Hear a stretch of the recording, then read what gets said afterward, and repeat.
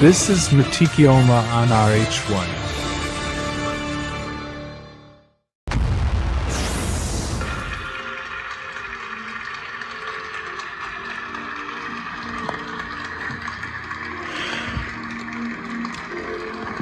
A huge round of applause here for the third place team of Team Subaru, for Danny Solis, for Killian Drummond, what and happened? for Takuma Miyazono.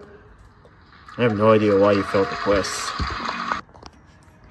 Well, I was expecting Team Subaru to become Manufacturer Cup champions. Look how Subaru did in the first two races of the 2025 season.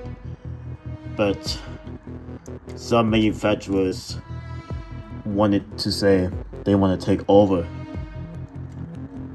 and Team Porsche are Manufacturers Cup champions of 2025. Oh my. But before that happened, in the first race of the championship showdown of the Manufacturers Cup, it got serious. First corner. Take a look. Mazda are punching the hole in the air. It's like a massive long snake as they drag their way through, and Nissan get Team BMW down in ninth place. Here's on Volvo Lexus, and there goes Team Porsche, one of our champion, and Team Subaru too.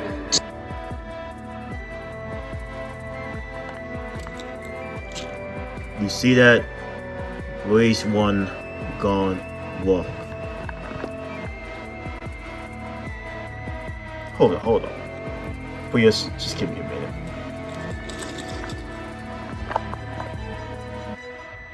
Nations Cup. Be better.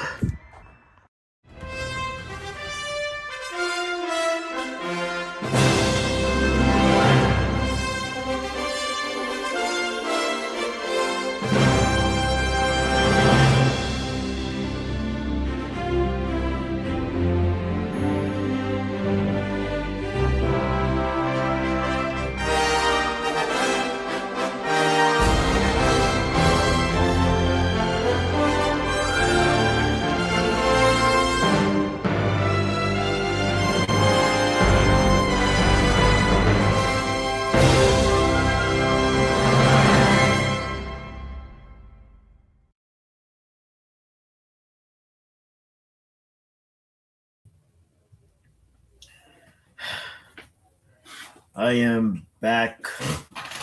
Hey guys, Richard here. So, as you may have heard, what happened, the aftermath of the Manufacturers Cup. So, here's what happened. Manufacturers Cup, race 1, it was very dull.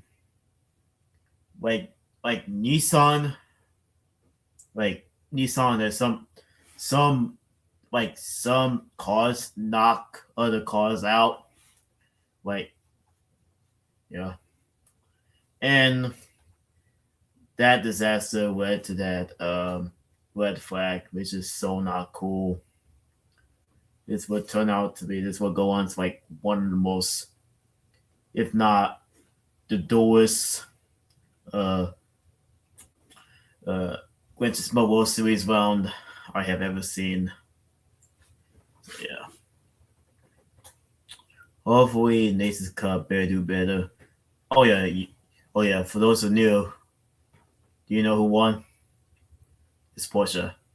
I was expecting Team Subaru to win the manufacturer's claim the manufacturer's title, but Mazda stopped Subaru from getting that manufacturer's title, and Porsche got that.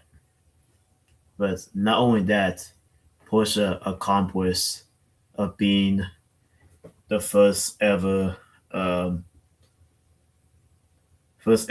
car brand outside of Japan, in Europe, or because Porsche's based in Germany and it's in Europe, but however Japan is in Asia actually. So yeah, for sure, it's the first non-Japanese car brand to have ever gotten Quintus World Series manufacturer's title.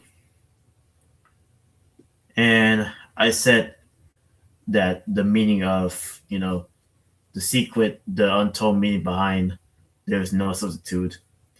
I said no one can replace the outstanding Porsche. Porsche is always here for it. Now, are you guys ready to see the Nations Cup? I'm putting this in, putting this on.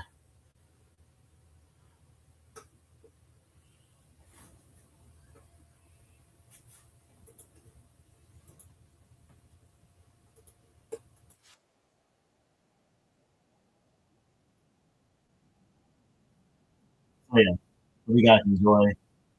I'm not, I'm not going to try and comment on the stream until it ends, but yeah, I was sometime comments, but yeah, like sit back, grab your popcorns, and grab your drinks, grab your food, grab your snacks, sit down, relax, eat some stuff, drink, chill, enjoy, and don't get tired.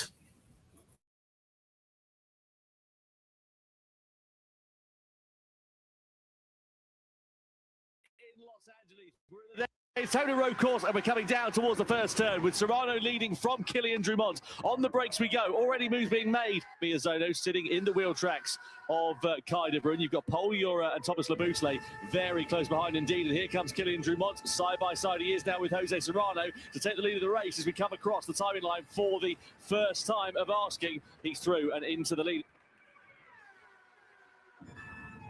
I guess he wasn't saving fuel, of course, like I said, because he chooses to go back to the lead right now. And sometimes you see that at this racetrack in certain cars where you use that, oh, we got De Bruyne spinning out there.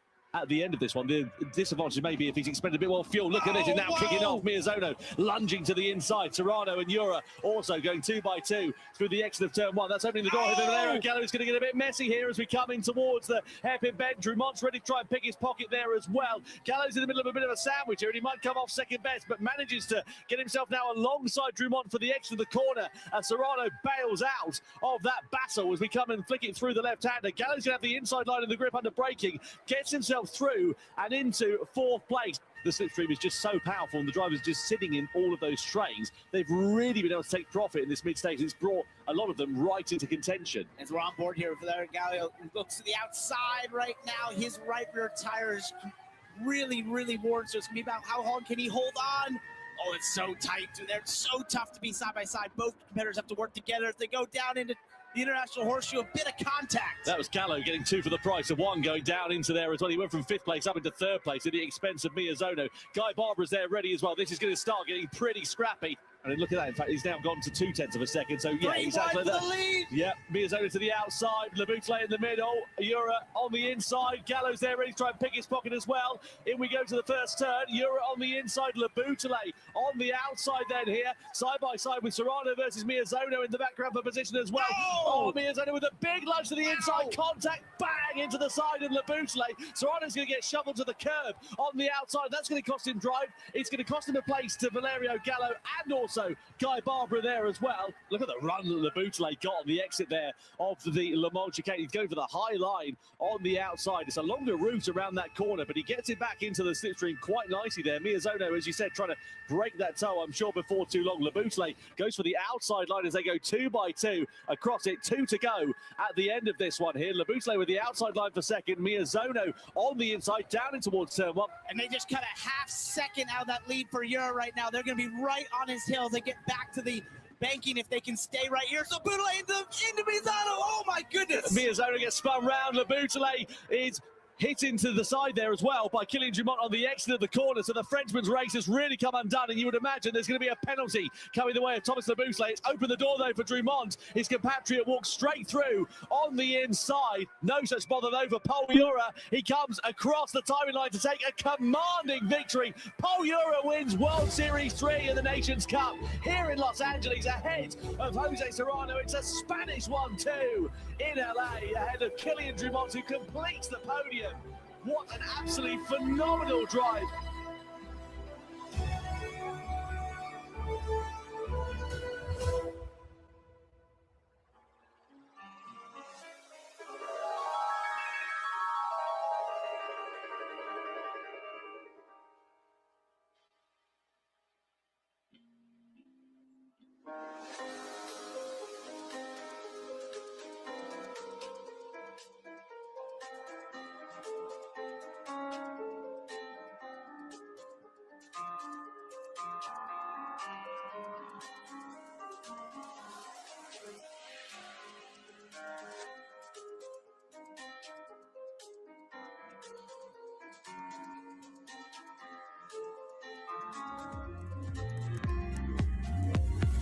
Grand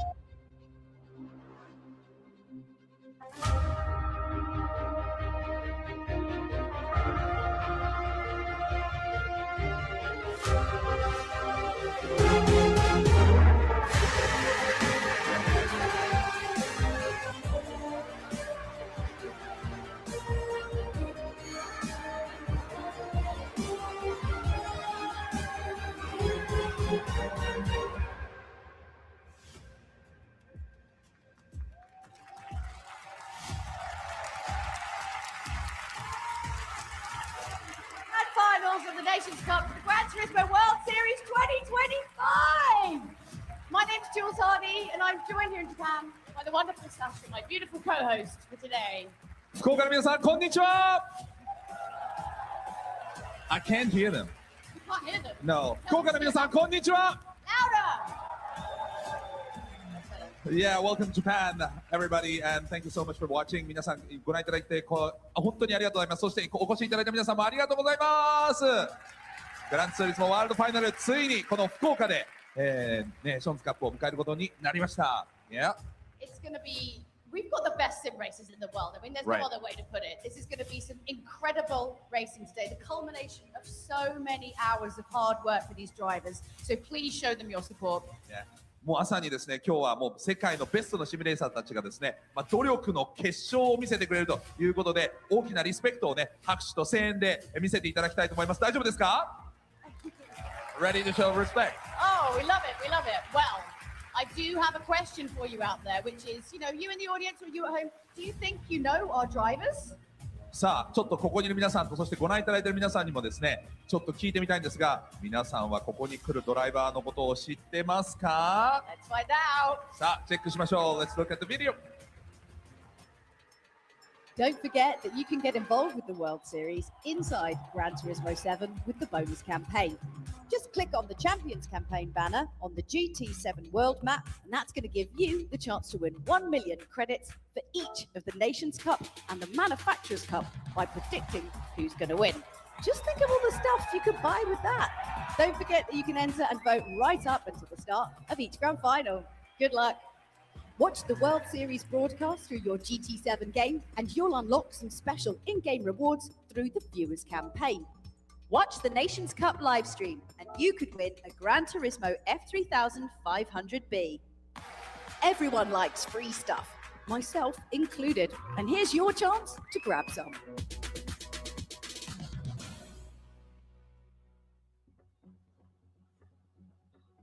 Please welcome on stage Park Jun, Vice President of N Management Group, Hyundai Motor Company, Hyundai Motor Company N Management Group, Vice President のパク・ジュンさんです。Welcome! 皆様こんにちは。お会いできて光栄です。私はヒョンデ N ブレンド集中常務パク・ジュンです。よろしくお願いいたします。私の日本語はここまでです。すみません。Wonderful Japanese! 大きな拍手を送ってください。素晴らしい日本語でした。そして、ステージには山内和則さんにもお越しいただいております。And 和則山内 is with us on stage. さあ、まずはですね、このジュンさんにですね、この、10周年という、ヒョンデの N ブランド、その記念ということにもなるわけですけれども、ちょっとその辺についても聞いてみたいと思います。So, Jun, could you tell us about the Hyundai N brand 10th anniversary? Okay, before I talk about the Hyundai N's 10th anniversary, I would like to talk about Gran Turismo. I love cars, and since I was young, I played Gran Turismo. Back in 1997, when I first played Gran Turismo, I was shocked, and I played again and again and again. And right now, my sons are playing Gran Turismo all the time, and that shows how great Gran Turismo is. 私は97年に初めてグランツーリスモをね、プレイしたわけですが、本当にショッキングなぐらい、もう本当楽しかったわけですけれども、今はですね、私の息子たちがですね、もう毎日のようにプレイしているんですが、それがいかに、グランツーリスモがですね、影響力が大きいか、そして大きい存在かというのをね、まさに証明していると思います。To talk about the 10th anniversary, this year marks the 10th anniversary of Hyundai N, and also it means the 10th anniversary of great collaboration with the Polypony Gran Turismo, which began with the Hyundai N 2025 Vision Gran Turismo when we firstly launched N as a brand back in 2015 at the Frankfurt Motor Show. はい、ヒョンデの N の、10周年ということになるわけですけれども、それはまたポリフォニー、そしてグランツーリスモとのですね、10周年のパートナーシップということにもなるわけですね。ちょうどですね、2015年のフランクフルトモーターショーで、今写真出ていますけれども、ヒョンデ N2025、ビジョングランツーリスモを発表した時だったんです。10 years old, we were younger, right? 10年前なんでちょっと若いですね。はい。Over the past decade, Hyundai N has achieved a lot of great success in WRC, TCR World Tour, Nürburgring 24 Hours Race, and also in the Pikes Peak International Hill Climb. We introduced a lot of different high-performance cars like i30N and Elantra N, and now we are setting the standard of EV high performance like Ioniq 5N and Ioniq 6N. はい。ヒョンデはですね、N シリーズでですね、様々な成功を収めてきたんですね。WRC、TCR、そしてニュルベルクリンク24時間レース、さらにパイクスピークのですね、ヒルクライム、そしてですね、いろんなハイパフォーマンスな車も、皆様にご紹介してまいりました。i30N とか、あとエラントラ N とか、そして今はですね、EV でも、新しいですね、スタンダードをまさに築いているというところで、それが Ioniq 5N、そして Ioniq 6N ということになるわけなんですね。はい。ということで、本当に素晴らしいんですが、Congratulations。Thank you。はい。ね、では山内さんね、本当に、この写真を見るとですね、いろんな思い出もまた蘇ってくると思うんですが、So looking back to these photos, you will, you know, there are lots of memories, I'm sure. Please tell us about your experience collaborating with Hyundai N brand. N ブランドとのですね、ヒョンデとのコラボレーションをちょっと振り返ってみていかがでしょうか。はい、先ほどね、お話があった通り、2015年に僕ら初めてヒョンデの方とビジョングランツーリスモを作って、そこがヒョンデの、スポーツライン N ブランドの、スタート地点だったわけですよね。はい、で、以来10年経ってで N ブランドもすごく定着しましたし、ヒョンデという自動車メーカーも、世界で第3位の自動車メーカーになって、なんかそういう旅路にお付き合いできたっていうのはすごく光栄なことだなと思っています。The 10 years ago that was the beginning of the collaboration, but also beginning of the N. And since then, N became a big brand, and also not only N, but Hyundai became the third largest car company in the world. So it's really an honor to join the journey together. That's what Yamauchi-san saying. Thank you. Do you want to add something? Yeah, it's been great working together with the Polypony Digital in the past 10 years. And looking ahead, we are preparing exciting collaboration with the Gran Turismo for the next decade and beyond. On top of adding new cafe menu and also museum content, the Elantra and TCR will be available in the next DLC. Right here, you can see maybe.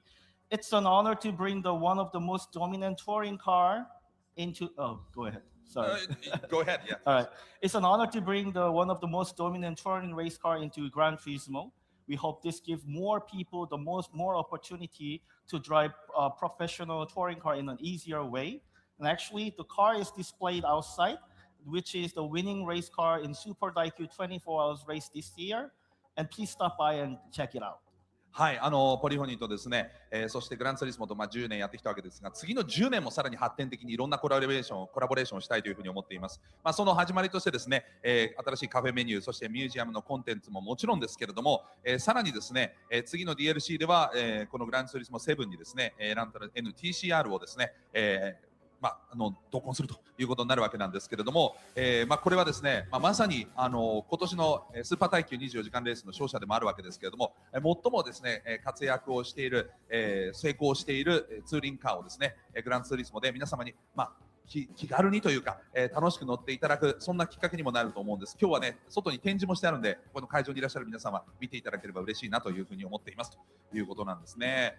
いやー、本当に楽しみな発表なんですが、It's really exciting. And talking about the next decade is a little far away. Do you have anything to add for next year, maybe? Yeah, I have a bunch of things that I want to say, but I cannot say anything any further at this moment. I'm so sorry. But we are cooking great collaborative things together with Polypony and together with Yamauchi-san for the 2026 and beyond. So please stay tuned. はい、来年についてはですね、もうちょっと喋りたいこともあるんですが、まだ言えないことがたくさんあるので、ポリフォニーとともにですね、そして山内さんとともにいろんなことを考えてますので、楽しみにして、そしてフォローを忘れないようにしていただきたいというふうにおっしゃっていますね。So, anything you want to add, 山内さん？山内さん何か付け加えることは？はい、付け加えることはありません。確かに準備しております。おー。I cannot add anything, but we are preparing. Yeah. Period. All right. ということで非常に楽しみでございます。All right, back to you, Jules. Oh, amazing stuff. Lovely to hear from the Hyundai family who've been involved in GT almost, no, longer, just a little bit longer than I have. And having been involved in Gran Turismo for, it's been about 8 years now, I know that being in the top 3, going into the Nations Cup, doesn't really mean anything because it can all change in one race. Right, now if you've missed out on all of the excitement up until this point, why don't you take a quick look at the season recap? A very good evening and welcome for Gran Turismo World Series. It is time for the Nations Cup. And let's introduce you to our 12 competitors who are here tonight.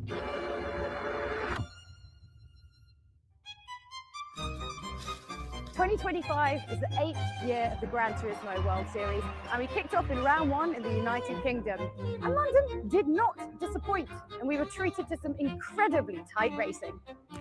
As we come into the first corner, Serrano defends Ura, looking for the outside line. That's going to be brave. Can he make it stick on Serrano? He slides. Is that moment over? But Jose Serrano pulls a blinder and wins the grand final of the Nations Cup here in London. Round 2 took us to Berlin, Germany, where we had some exciting battles, and we also saw the start of the Spanish dominance. Serrano leads, but Ura's got the inside line here, and Kaidebrun in the middle sector. Can he make it stick through into the left-hander? He can! And Gallo's there as well. De Bruyne loses 2 places. Jose Serrano makes it 2 wins from 2 races in the Nations Cup here in Berlin. What a performance from the Spaniard.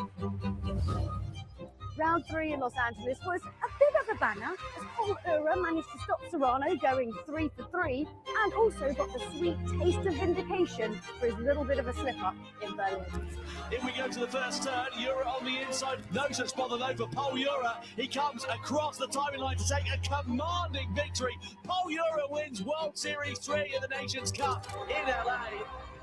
And so here we are at the World Finals in beautiful Fukuoka, where anything can and probably will happen. さあそれではネーションズカップのドライバーの皆さんの登場です。大きな拍手で出迎えてください。Let's meet the drivers of the Nations Cup! From Canada, Samuel Cardinal.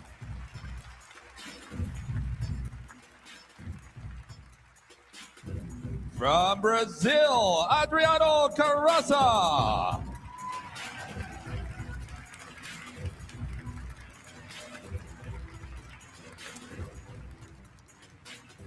From France, Thomas Laboutelie.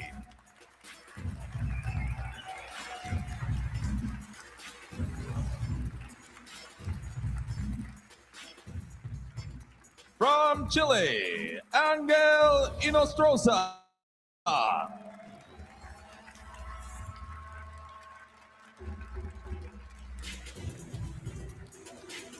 From Australia, Guy Barbara.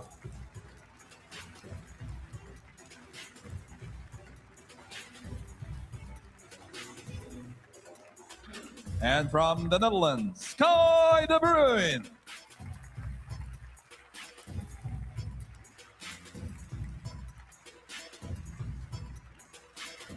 And from Japan, Nippon, Takuma Sasaki.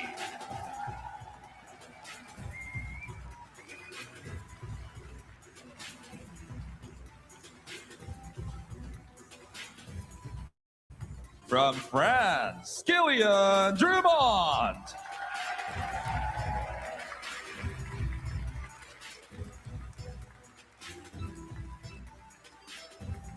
And from Japan, Nippon 2020 and 2024 champion, Takuma Miyazono.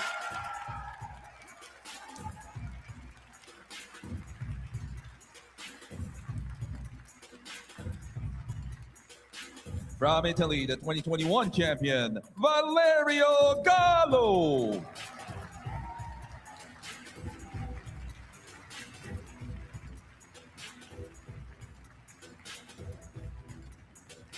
From Spain, 2023 champion, Paul Ura.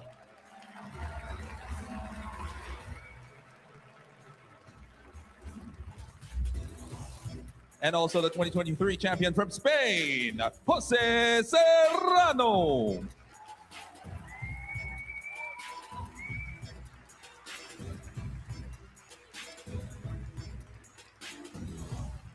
So それでは国歌の演奏です。ご起立ください。Please rise for the national anthem of Japan.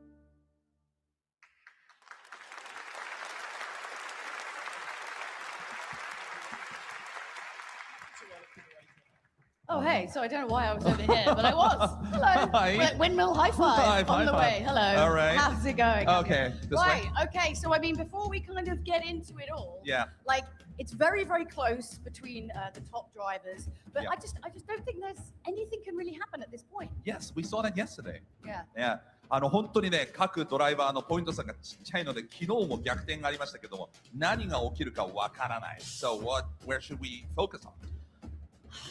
I don't know. Like, it really comes down to what happens on this stage. I mean, I Yeah. don't want to discount all the other rounds. Obviously, they are Right. very, very important. Right. But it's the pressure. Like, this Yeah. is the last chance saloon. Exactly. They're going to be a bit more aggressive. Uh-huh. You know, maybe Serrano won't hold off just because it's Paul. You know, you just don't know.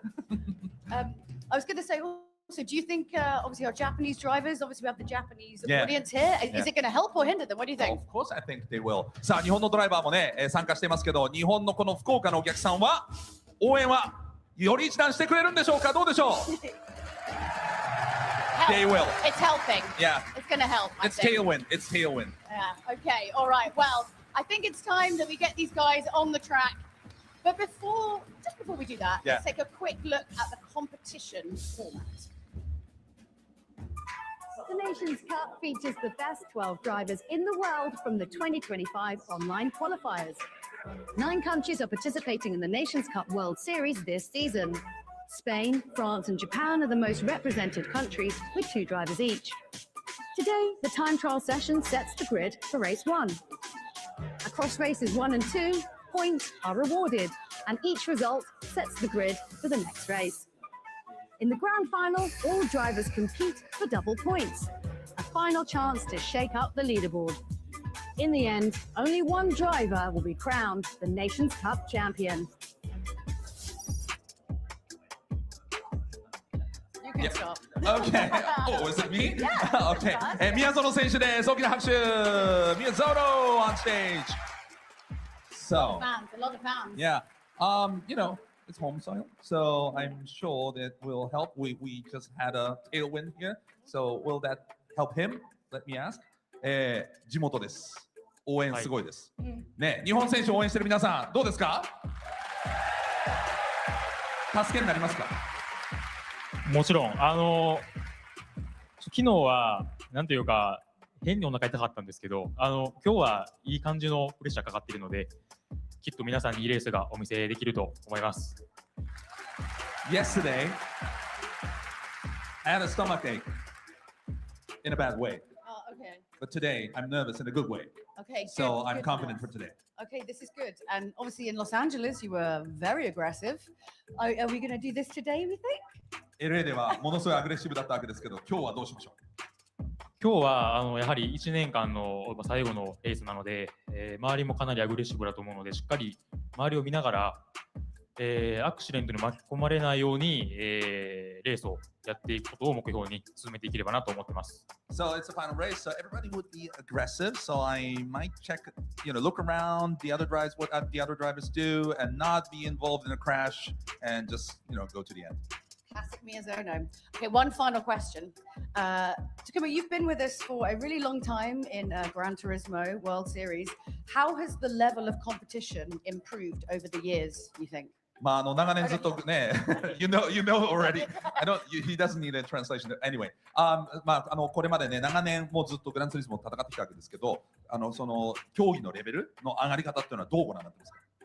もう毎年毎年上がってきてて、僕はもう8年間ずっと出てるんですけど、多分今年が一番レベル高いと思いますし、僕もかなりいい年なので、正直なかなか厳しい状況ではあるんですけど、やはり去年のチャンピオンとして、情けなところは見せられないので、最後は笑って終えられるように頑張ります。I'm in the competition for 8 years. And definitely this year is the highest level. And I'm getting a little bit older, so I might, I have to be confident, but I'll do everything that I can as a defending champion. All right, I think it's time that we put this nervous energy that's on this stage into something good. Let's give them all a big one round of applause before they start, and we'll throw it back up to Tom and Jimmy. 大きな拍手をお送りください。Yeah, thank you very much indeed, Jules and Sasha. Let's have a look at the points rankings then for 3 rounds into where we are now ahead of the World Finals. Jose Serrano leads it. You can see a 5-point swing he has over his compatriot Pol Ura, who was the winner last time out in Los Angeles. Valerio Gallo up there as well. Takuma Miyazono, Kilian Drummond, Takuma Sasaki all in the mix there as well. 4 drivers yet to score though so far in 2025. Surely they're going to be able to get some points here today.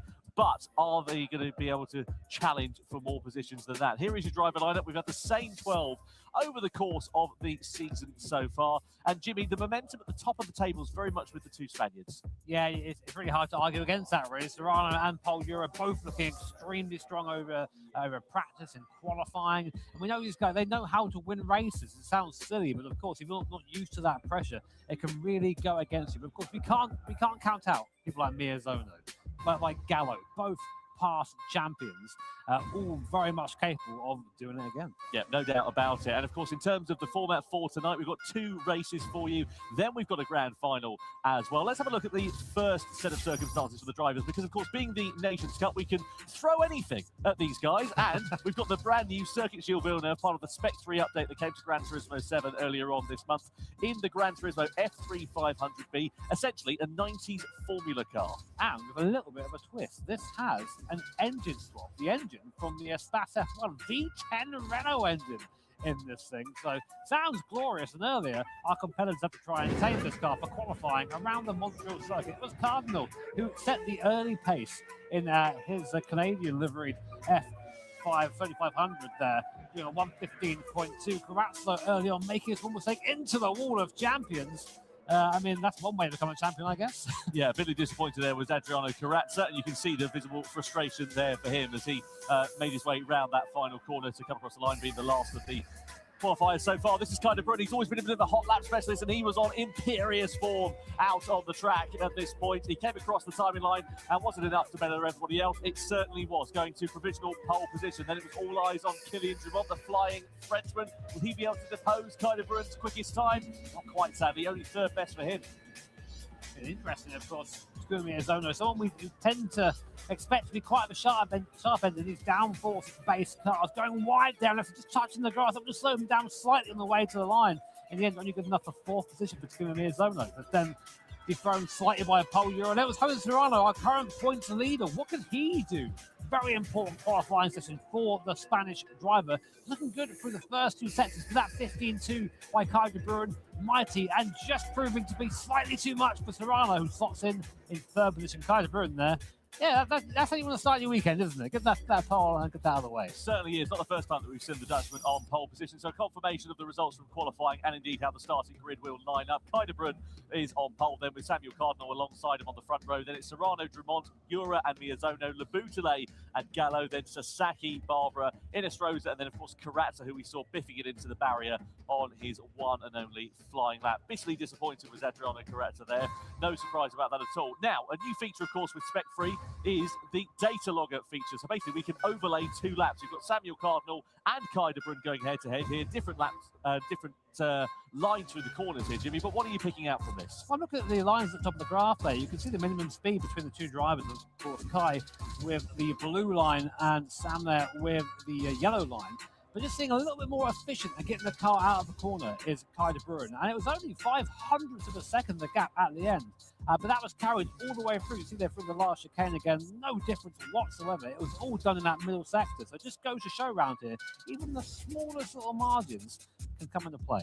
Certainly can. As you can see, the first of our 3 races here tonight about to get underway very shortly indeed at the Circuit Gilles Villeneuve for race 1 of the Nations Cup. An amazing venue we have here in Fukuoka, the venue for the 2025 Gran Turismo World Series World Final. Some brilliant cars on display as well. The Ford GT there, we saw a Porsche 911, Mazda 787B there. That's your pick of the bunch. I skipped him when I saw that thing. Amazing to have that here. And of course, having a live audience here as well adds a little something special, doesn't it? Certainly does. Well, let's have a closer look, shall we, at the circuit the drivers are going to be competing on then. So, Circuit de Spa-Francorchamps for race 1, prototype cars, racing soft tyres, 8 laps. And when we say prototype cars, we don't just mean new cars. We've got a right variety of machinery. Yeah, I like how it's just a prototype car. That's the whole category, but some amazing cars in there, including the aforementioned 787B. There's Toyota GT1s in there, there's Group C cars, we have modern Vision GT cars, a whole bunch, of course. Here's your starting grid. A reminder, Kai de Bruin, of course, starting on pole with Sam Cardinal in second, Serrano third, Drummond in fourth. And here's the car selection, the first look at what our drivers have picked for their machines. Any surprises there for you, Tom? A few, yeah. Just to be clear about this, by the way, in terms of how the drivers were able to select their cars, of course, if you qualify on pole position, you get the first pick, second position on the grid, you get the second pick, and so on and so forth. So obviously some drivers not quite able to get maybe the machinery that they would quite prefer. But I'm keen to see, for example, a Sauber Mercedes C9 going head-to-head with the LM Mazda Vision Gran Turismo machine. I mean, where else are you going to get something like that? Yeah, it's a very Gran Turismo race. I love stuff like this. A wide range of cars. 787B we mentioned down below in the lobby. I tried to get anywhere there, but the security, they're on it around here. They are quick. Of course, Le Mans winner in 1991. Good year. It was. Good year, 1991. It was, yeah. I heard that there was a YouTuber that was born in that year as well. No idea. No idea about. A brilliant car. I must be honest, I've never seen you quite as excited about this. Why is it that this car excites you so much? I mean, it's just something different, isn't it? It's that awesome 4-rotor rotary in the back, making that awesome shriek, and its performance too, of course. Absolutely. We're about to get the first race underway for the Nations Cup here in Fukuoka. Wow, we are so very close to the start of our first race of the grand finals of the Nations Cup. I can't believe it. Let's check if Fukuoka's ready. I found a cute one. Oh, Konnichiwa. find the cute one. 誰を応援してますか? No. He's too nervous for the race. Anyway, are you ready? Everybody's ready. 皆さん準備はいいですか? We're ready. Let's get this show on the road. Thank you.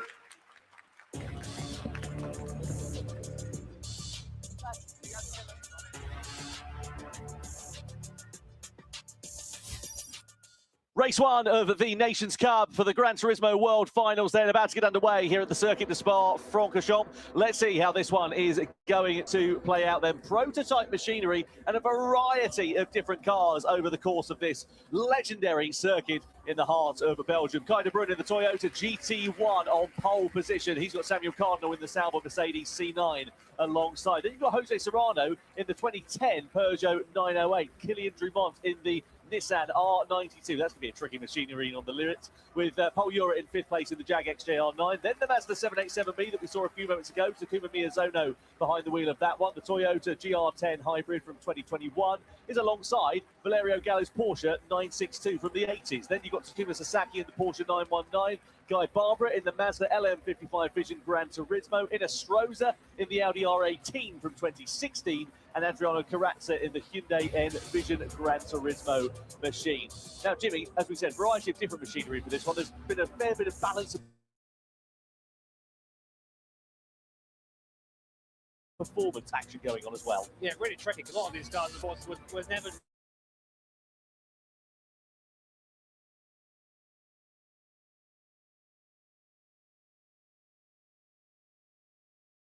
that GT1 Toyota we've seen from practice, incredibly fast down the straights, but lacking in the corners. So it's going to be an interesting one, this. I don't really know how to call it right now. No, absolutely not. And just to remind you of the points as well, it's double points on offer for the first and the second race compared to what we've had so far in the GT World Series. So 6 points was on offer for the wins in the first 3 events. Now it's 12 points on offer. That then gets doubled again for the grand final here tonight. So there's a lot to play for and a big opportunity for an upset in terms of the standings, with Jose Serrano, of course, still leading. Let's get the race underway then. The Nations Cup Race 1 here in Fukuoka is go, with Kai de Bruyne leading down towards La Source, with Samuel Cardinal followed by Jose Serrano. I'm going to see the dive bombs on the inside there. Looks like Miyazono was trying to lunge through in the Mazda 787B. He's now into 5th place as we come out on the run out of La Source. Kai de Bruyne's gone from pole position down to 3rd, with Jose Serrano now occupying the front of this race. Up through the rise of Eau Rouge and Radion we are for the first time into the Kemmel Straight, and Miyazono's all in the shape, nearly into the back of Kai de Bruyne. That cost him time, cost him a place also to Samuel Cardinal. So we're only about 3 or 4 corners old in this race, and now we've got a change of lead because we're 3 abreast down the start finish straight. Serrano on the inside, Drumont in the middle, Kai de Bruyne on the outside. Who's last of the late breakers? Serrano it is that manages to retain the lead. Drumont into 2nd, and Miyazono somehow, after all of that drama from La Source and in towards Eau Rouge, manages to get himself into 3rd. De Bruyne's had a mistake somewhere. It's down to P8 from pole position. So a familiar story there from Kai de Bruyne as Takuma Miyazono goes side by side with Paul Ura. Sasaki moving up as well in the Porsche 919. So a hectic start there, and profiting from all of that is Jose Serrano. Great start was really ideal for him as we're in the midfield there. Paul Ura battling against Sasaki. And you're seeing all the differences of these cars here. And Gavin Stroza up to P5. Those hybrids really fast at the start here, but being held up slightly by this jacket. Look at that cork in the bottom of it. They're all together. You can barely throw a towel over them. Yeah, you can see the newer prototype cars are just so much quicker in this mid-section, the technical part of the circuit. When you get onto the long straights, that's when the older machinery will prove to be beneficial. But look at the gap the top 2 have got already at this stage. Jose Serrano, Kylian Drumont already with 2.3 seconds in their pockets over Paul Ura. And you've got cars there that are separated by about 18 years in terms of total time. The 2010 Peugeot 908 being chased by the 1992 Nissan as we come down in towards the bus stop chicane. Drumont having a look, Serrano going for a slightly defensive line into there, manages to get it all up as we see Ura going very deep down in towards the chicane, just about manages to hold position, but Miyazono and Sasaki ready to pounce behind as we start lap 2. What a sight so far in this race. Look at that gap between 2nd and 3rd. Paul Ura got a lot to do to try and bring that back from now. Meanwhile, the rest of the pack goes through the Source. Serrano leading down the hill with the gap now. 8/10 of a second to Drumont, who we now ride on board with this awesome Nissan Group C car. What a camera angle this is. Think about the power this thing has driving through the rear wheels. It's very tricky to get through the midfield. And now look at that. The length of this thing, holding it in 4th gear, 305 Ks, nearly 310 Ks. Look at the speed difference, almost run into the back of Jose Serrano there, but you're seeing the strength of that thing. So if Drumont can hold on through this midsection, he can attack them in the first and last with much more based around top speed. Here's Miyazono. He's trying to defend here from Paul Ura at 787B. Running well so far, but there's now a big gap between the leaders and the second pack. Gallo and De Bruyne under investigation for a collision. Gallo's down in 10th place, De Bruyne's in 7th position, so De Bruyne clearly in the wars on the opening lap there of that race, and it's cost him a fair bit. It might be set to cost him a little bit more as well. Down in towards Pouhon we go. let's have another look and see if we can pick out what happened between Gallo and De Bruyne. So Gallo's there in 10th place. Where's De Bruyne going to unfur in all of this? So Gallo got to the side of De Bruyne, and that sent Guy Barbara into the pit wall on the exit of the first corner as well. That's why the Australian driver is now down into 11th place. Guy Barbara can't catch a break, can he? It seems every time he comes to one of these, something happens, he's up off the back of the field. But same for Cardinal as well, strong qualifying, now P10. So goes to show that car choice and that first corner shuffle all about. Here comes Paul Ura using the V12, that mighty Jaguar up into P3, and Miazona not really defending there as the two hybrid cars, the Audi and the Porsche, follow on through behind. Well, what an interesting combination. Two Group C cars, two hybrid cars. They both dug up the inside. Their camera cuts away at the worst time possible. Innistrada has got by the Porsche up to P4. Saki there still, though, in up to P5, sorry, in the R18. Innistrada up 7 places from where he started on the grid. He was 11th, just to remind you as well. So the Chilean really making some good ground in the opening stage of this race. Very impressive.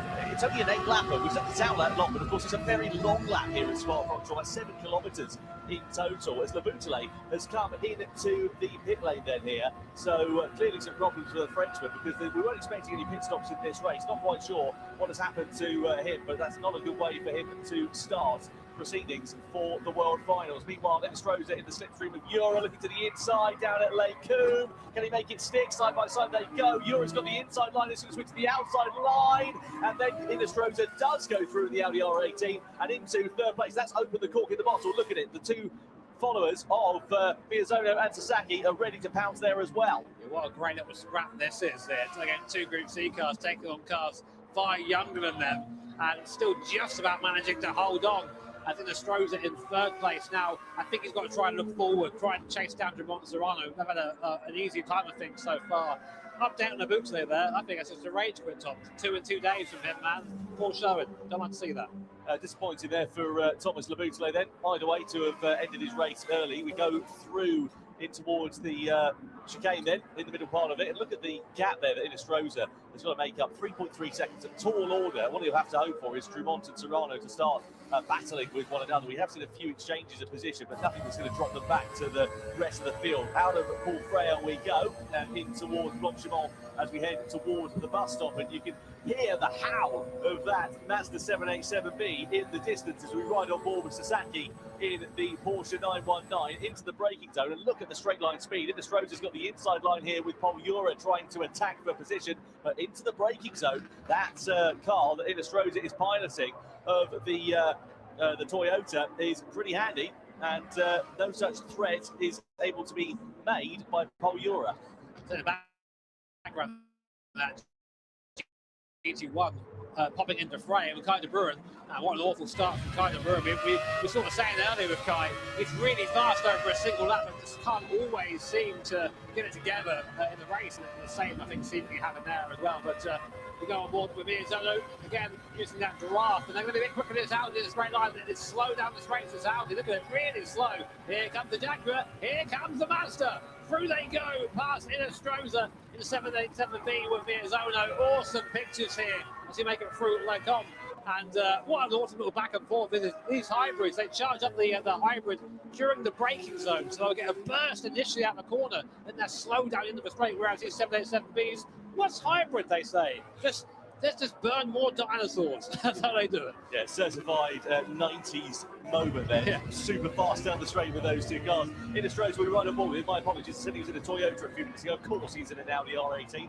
I need to get my eyes tested. Coming down into towards Pouhon we go as we ride on board with the Chilean driver. Interesting fact for you, by the way. Half of this grid, 50%, they're all former champions in one way or another. Some in the Nations Cup, some in the Manufacturers Cup. But a very, very well-esteemed grid in this. And that is why we're seeing such close competition on track. Through this chicane we go, as Miyazono is now going to be the driver that is under threat here from Innistrada.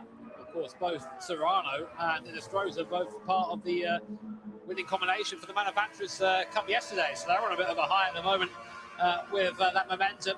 We enjoyed this battle yet again. Definitely the most interesting part of this race, this little scrap for third. As at the front, you see that Ura's just trying to get away in the Jaguar, but they can't do it. As soon as they break down here again into the bus stop, it's a big recharge zone for these hybrids. They're going to have a huge burst of speed coming out of his corners here and have a chance to get back on through past the Group C cars. Not a great race so far for Kai de Bruyne, as we know from pole position. He's down into 7th place. Also for Sam Cardinal as well. We hardly mentioned the Canadian. He's into 10th position at the moment, considering where he started on the grid. He was on the front row. So the two drivers who were very quick in qualifying earlier on this afternoon, not translated into a strong race result for them here so far. Still a few laps left to go though, as we come over the rise of Eau Rouge and Radion. Innistrosa all over the wheel tracks of Takuma Miyazono here. So Audi R18 versus Mazda 787B versus Jaguar XJR9 as well. Down the straight we go. Euro goes for a slightly defensive line, just moves up to the right-hand side, back into the traditional racing line for the braking zone.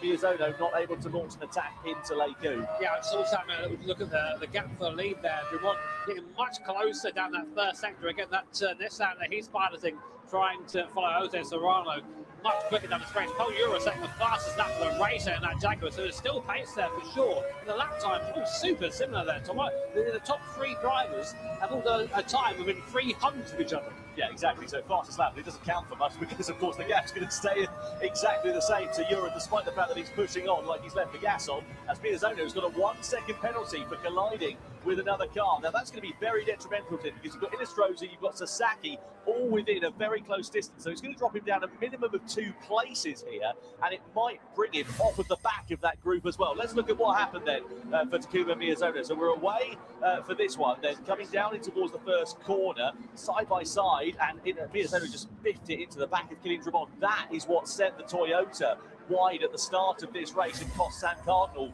positions. No, that was kind of rude. I beg your pardon. In there. But yeah, so I wondered how we got over there. I never seen that. Like, how did you get there? But that apparently is how that happened. So Paul Euro then, his job's going to become slightly easier now that Miyazono's off the back of that little pack here. Let's see if that 787B now can get back in touch with his hybrids now at the draft. So here's the battle for the lead. Jose Serrano leading still in that Peugeot. Behind him, though, Kylian Drummond in that Group C car. Now, this is where that Nissan has the legs. Watch that gap as we go over Eau Rouge and Radion and up towards Les Combes. The live point stands on your screen now. Surprisingly, Jose Serrano would increase his lead if the race would finish as it is now. But still, 2 and a bit laps left. We're on board with Drummond. Look at this in the tow again, over 300 kph, almost driving up to the back like he's standing still there. He's just trying to show his nose, but from that far back, that's a different postcode. I'm not sure that's going to happen. No, exactly. If he was a half a second closer or so, you know he would be very much within striking distance going in towards that chicane. But as you say, just a bit too far away at this point. So lap 6 out of 8 we're on, pretty steady at the front end of this race. Serrano and Drummond, that gap sort of ebbing and flowing, but not really coming down to a point where Drummond is able to launch a move. And you can see coming down through this technical second part of the circuit here, that's where the newer car, the car that's Jose Serrano, the 918 that he's piloting, is going to be at an advantage relative to the Nissan that Kylian Drummond is driving. That's a good middle sector, though, by Drummond. This is where Serrano's been sort of gapping him over the last couple of laps. Let's see what he's like through the chicane here and through the stablos, because that's where Serrano needs to build the gap. He's vulnerable on the straight. So here we are, out of the right-hander. See the drive of the Peugeot out of there. Great acceleration. And now he's got to try and contend with 700 horsepower on Nissan Group C. Goodness. So up towards the bus stop here. Is this corner flat for Drummond? It must be in this thing at the speed. Let's have a listen. Oh, easy. But look at this now. Really close to Serrano. Will he go through to the bus stop? No. But you have to think, Tom, he's thinking about something maybe the end of into Les Combes. Feels like a bit of a dress rehearsal, doesn't it? Serrano was slightly deep in the middle part there of the bus stop chicane, but due to the nature of that corner, you can sort of gather up that mistake, and it doesn't really cost him too much time. Subsequently, he has a massive boost coming out of the final turn, going down in towards the first corner.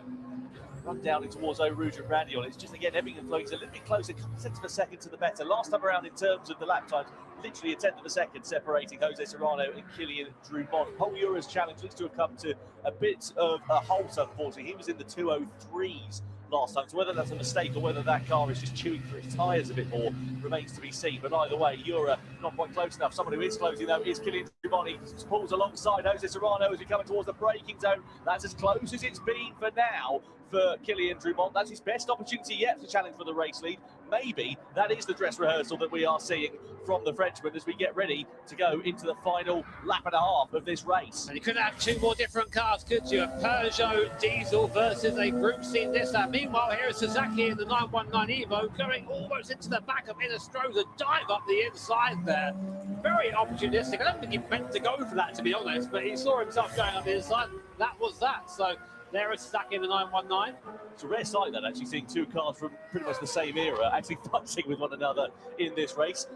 Fantastic job that Sasaki has done to get himself into fourth position. Third place would be even better though, more points on offer. Just another reminder for you, 12 points is the maximum for the race lead, all the way down to 1 point, of course, and double the points for the grand final. Note to tail we are though still from third all the way down to sixth place at the moment, with Miyazono bookending this one in the Mazda 787B. So I'm keeping one eye on the gap between Serrano and Drumont here, because that's going to be super important coming onto the last lap.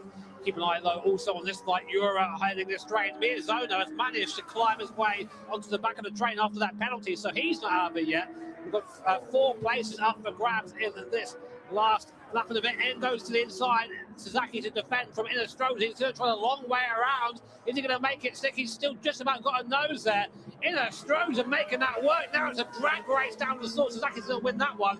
And on to the final lap of the race. Is Drumont close enough to Serrano for a move? Oh, on the inside goes Sasaki. Can he make it stick into La Source? He's got the move, he's got the place, he's got track position, he's through and into third position, but will that cost him drive on the exit? Will leave him vulnerable as we come down the hill and head in towards Eau Rouge and Raidillon for the final time. So Sasaki through into the podium places for the first time in this race, but now Pol Jura is coming under threat here from Angel Inestrosa, and now he's attacking Takuma Sasaki, Inestrosa as well. We're nearly 3 abreast, we are 3 abreast. Miyazono's in the middle and coming through in the 787B, gets 2 places in the space of 1 straight as we head in towards Lake Coon for the final time. Jura's in third, Miyazono's up through and into second. Inestrosa now, the driver who's gone from attacking to defending to losing places, as Sasaki's on his inside through the right-hander, and now Inestrosa is down to 6th. And look who's back in the mirror, the King of Miyazono in that orange and green liveried Mazda 787B, climbing his way back up the positions after that penalty earlier on. And now Pol Jura knows he's going to have a challenge on his hands to keep that third place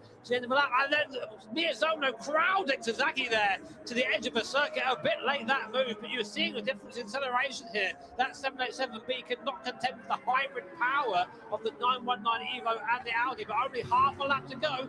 Maybe they keep it. Look how close Drumont is now. Yeah, these drivers know that these points are absolutely crucial at the early stage of the weekend here for the championship. So Drumont wants to try and take points out of Serrano. Jura needs to get third place to try and hold on to as much of a lead as he possibly can at the top of the table. On board we ride there with Kilian Drumont. One more opportunity left to challenge for the race lead, and he's just too far away from Jose Serrano. We're coming towards the braking zone at this point, and I don't think, unless he goes for a Dare move on the brakes, Drumont looking to the inside. The door gets shut though by Jose Serrano, who blocks the line and holds firm as we come into the final corner.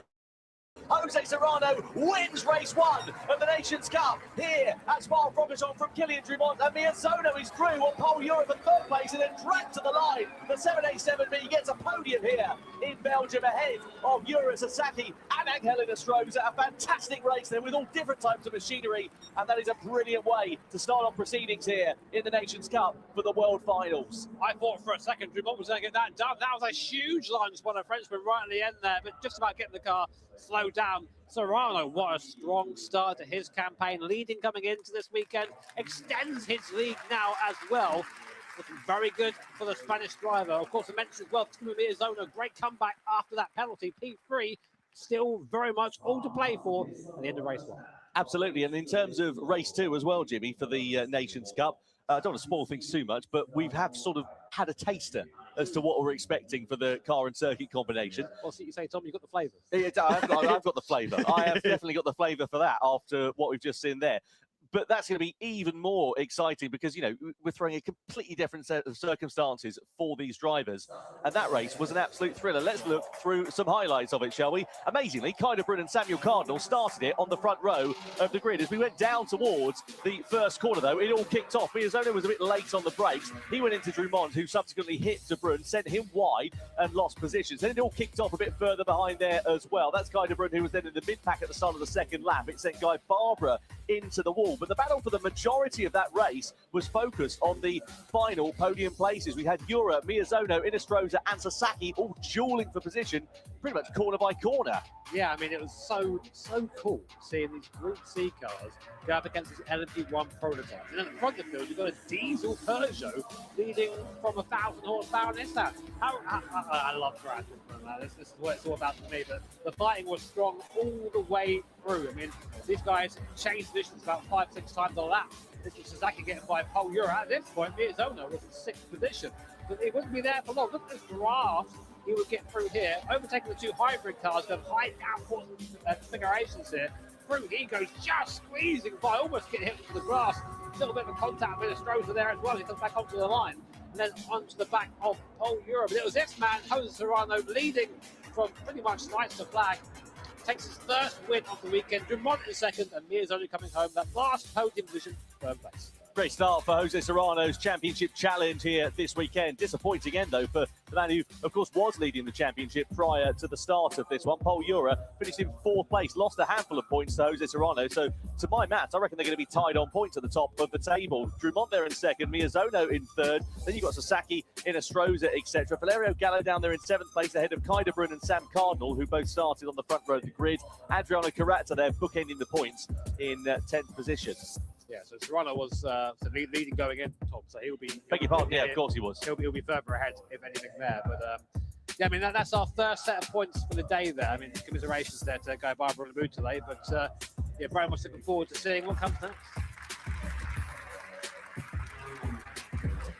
So we are joined with the winner of race 1, Jose Serrano. Hi, how are you doing? I mean, I feel like you're very comfy. You've got your strategy down, which is just get out in front and let everyone else have a more chaotic time behind you. Yeah, the race was chaotic behind me because I had Kilian behind me from 1 second to 1/10. So I was calm with him because I knew that I had a good car for the race. So yeah, so happy with the result. I mean, it was great. You didn't know it wasn't too stressful. Yeah, that's okay. 後ろからね、ドゥルモント選手が来てたんですけれども、自分はね、1秒から1秒間半ぐらい離れてたんで、安心して走っていたということなんですけど、じゃあプレッシャーはなかったんでしょうか So you didn't have any pressure from Kilian, you know? Didn't feel any pressure? Breathing down your neck. I'm really calm right now. Really? 今、とっても落ち着いてる。全くプレッシャーなかったということで。Wow. What breakfast did you have this morning? I need to know the magic. That's secret. Secret. Yeah. Oh, I see. It's a secret. It's been, it's really been your year this year. I mean, what do you think? What has been different to other years? Do you think, in terms of your mindset and how you've driven? I think I am very confident in myself. So it's the big difference for this year, and I hope I win the title this year again. はい、今年ね、非常に調子がいいんですけど、今までとの一番の違いは自分に自信が持てるようになった。なので今年またね、チャンピオン取れたらいいなというふうに思っていますということですね。Confidence, positive mental attitude. You should be my teacher. Sensei. Sensei. Thank you so much. Congratulations. おめでとうございます。大きな拍手をお送りください。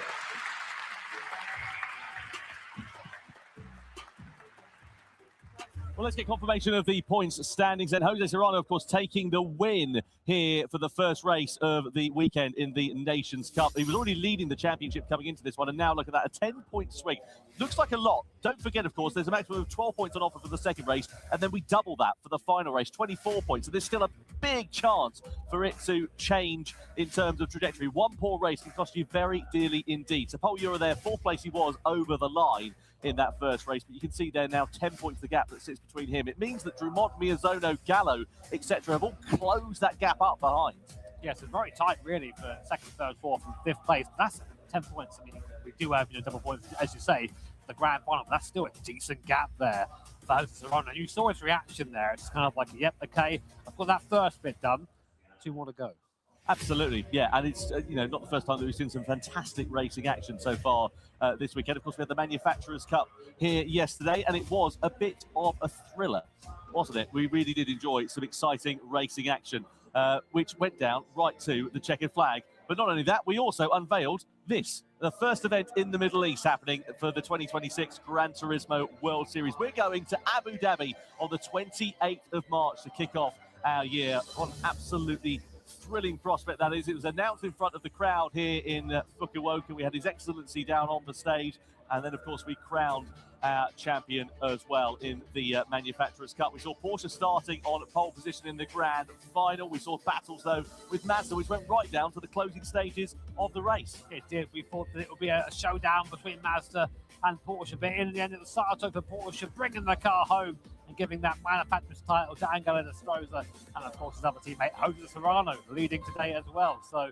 momentum's with him. You got to say, Thomas, looking good for Jose. Anyway, that was then.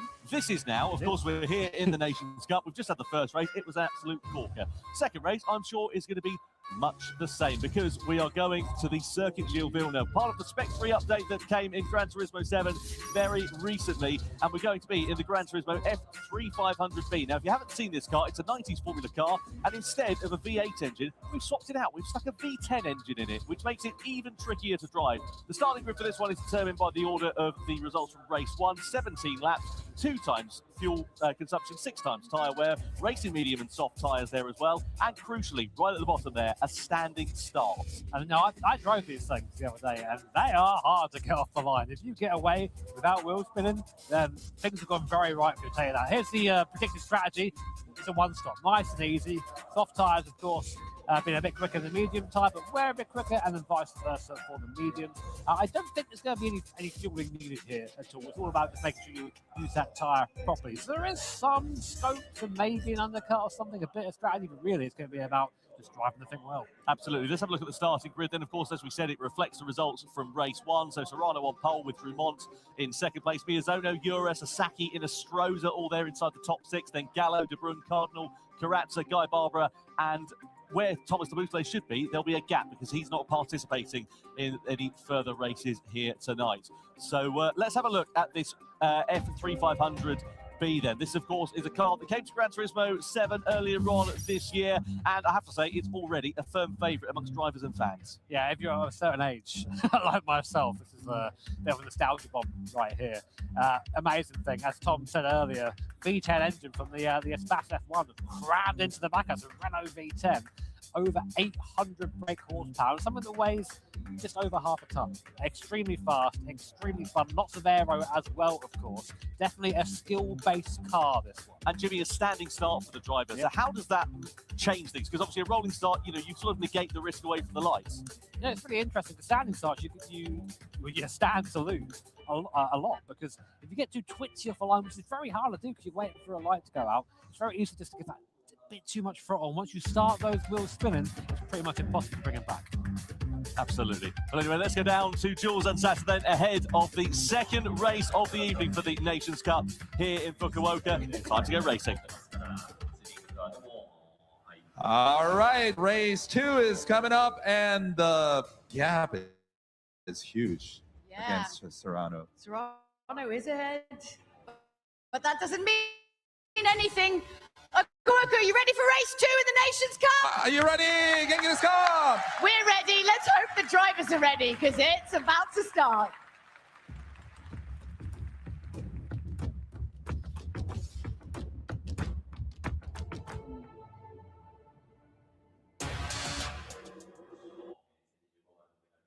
World Series World Finals about to get underway, and the drivers then lining up on the grid for this one. Let's see how it is going to work out then. A standing start at the Circuit Gilles Villeneuve in these 90s Formula cars. Pole position, Jose Serrano, the winner from race 1. Alongside him on the front row is Kylian Drumont in his Gran Turismo F3500B. Then Takuma Miyazono heading the second row of the grid with Pol Ura for company, chasing down Serrano's championship lead. Sasaki in P5 on the grid, with Angelo Nestroza, 6th position for the Chilean, made some good progress from where he qualified in the first race. Gallo lines up P7, and he has got Guy De Bruyne for company alongside.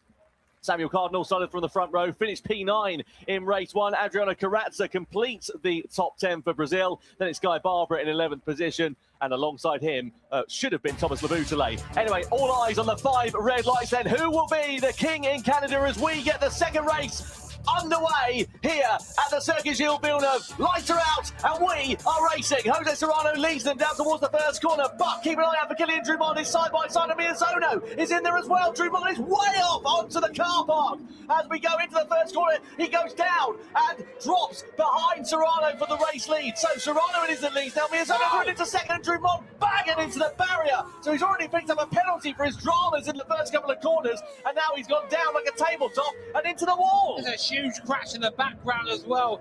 Oh wow, that was chaos at the start. I mean, the upshot is Serrano is now presented with a gap out front. Miyazono second, Sasaki third, Ura fourth. But I think Ura at the start, I don't know if he touched the grass or something, but he was way too fast and T1 went flying into the back of Drumont, and who got just shoved over the grass. Got a penalty to go and have the grass, I think, and that was it. So, yeah, unsurprisingly, that incident under investigation, man, what a start. Well, we always talk about pressure, don't we, in these events, and so that proved to be the case there for Pol Ura. And has he succumbed to that pressure? 10 points deficit he has from Jose Serrano at the top of this championship table, and that could be set to take a further dent as it stands for now. Anyway, just to look at the tyres for the first time in this race, Serrano, Miyazono and Ura are the drivers who are on the soft compound. Ura, of course, desperate to make up ground, courtesy of the fact he's on that soft tyre and needs to be in the top three positions. But already you can see the gap between themselves and Takuma Miyazono as he goes through for third place down at turn one. Should be nice and easy there for Pol Ura with the extra grip under braking and in the mid-phase of the corner. Anyway, come back to that in a few moments. Let's have a look at what happened. Keep an eye out for Pol Ura there in fourth place. He's going to go careering into the back of Miyazono and Drumont. He just didn't brake. I'm not quite sure what happened there. Got unsighted, but I mean, that's a very clear, just shunned off the field.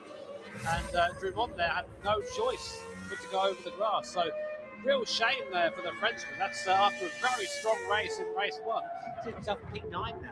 Yeah, disappointed there for Kylian Drumont, not through any faults of his own, I might like to add there as well. Meanwhile, sharp end of this one, that's the joy for Jose Serrano, who's just been able to keep his nerve calm and keep his power drive for now. He's up into the lead of this one with a second or so's advantage over Takuma Miyazono. Miyazono just sort of flirting on the edge of that slipstreaming range in this race, but certainly not close enough to launch an attack at this point. And just to remind you, of course, there are two tyre compounds in this one. They must use each tyre compound at least once in this race. So we'll see how that one is going to work out. It's a 17-lapper. It's a fairly long race duration. So you want to try and extend those soft tyres for as much as you possibly can. But it's finding that balancing point, isn't it? It's being on those soft tyres for as long as you get the performance out of them, but not too long so that they go off a cliff and then you end up losing time.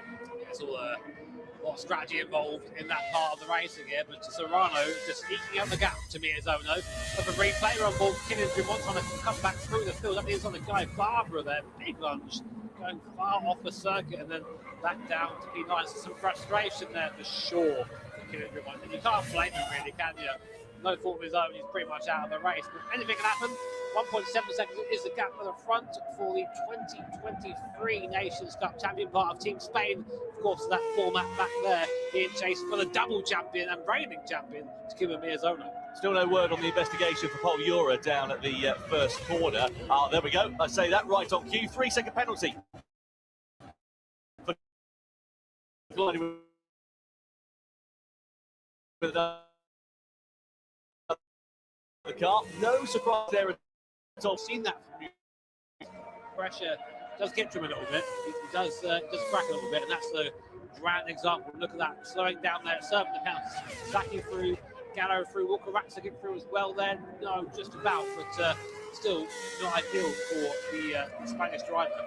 Yeah, now trying to attack and retaliate against Valerio Gallo. Down the start-finish straight we go. Ura has the inside line.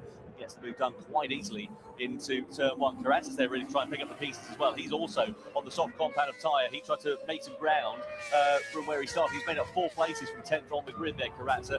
He just needs to do something there, does the Brazilian driver, as we ride on board with him now, because being mired in the fact that you might as well throw something different at it and try and make some ground whilst the field is all concertinaed up. Through the middle part of the first lap, first sector we go, as Drumont also picked up another penalty there, I can just see, for his troubles. Presumably that's a track limits, because we haven't seen anything otherwise, but it's just going from bad to worse for the Frenchman. Yes, on board there with Adrian Lecrace, Brazilian driver. Never really shone as bright as he could have done, I think, in this series so far, but himself and Gallo, admittedly, fans of these kinds of cars. He's difficult downforce style where you have to be very careful. A lot of driver skill needed to extract the maximum out of these machines, and both Gallo and Karatza moving forward strongly. And Paul Ura trying to get back into the swing of things after his penalty. Saki in front, they're just checking the mirrors, and Paul Ura comes from rocketing up behind him here. What a sight that is, breaking down chicane behind. Gallo looking to try and defend from Karatza, does do just about, but those two go side by side there. And then ahead, Paul Ura, now there you go. Looks easy, doesn't it? That tire advantage is really strong here.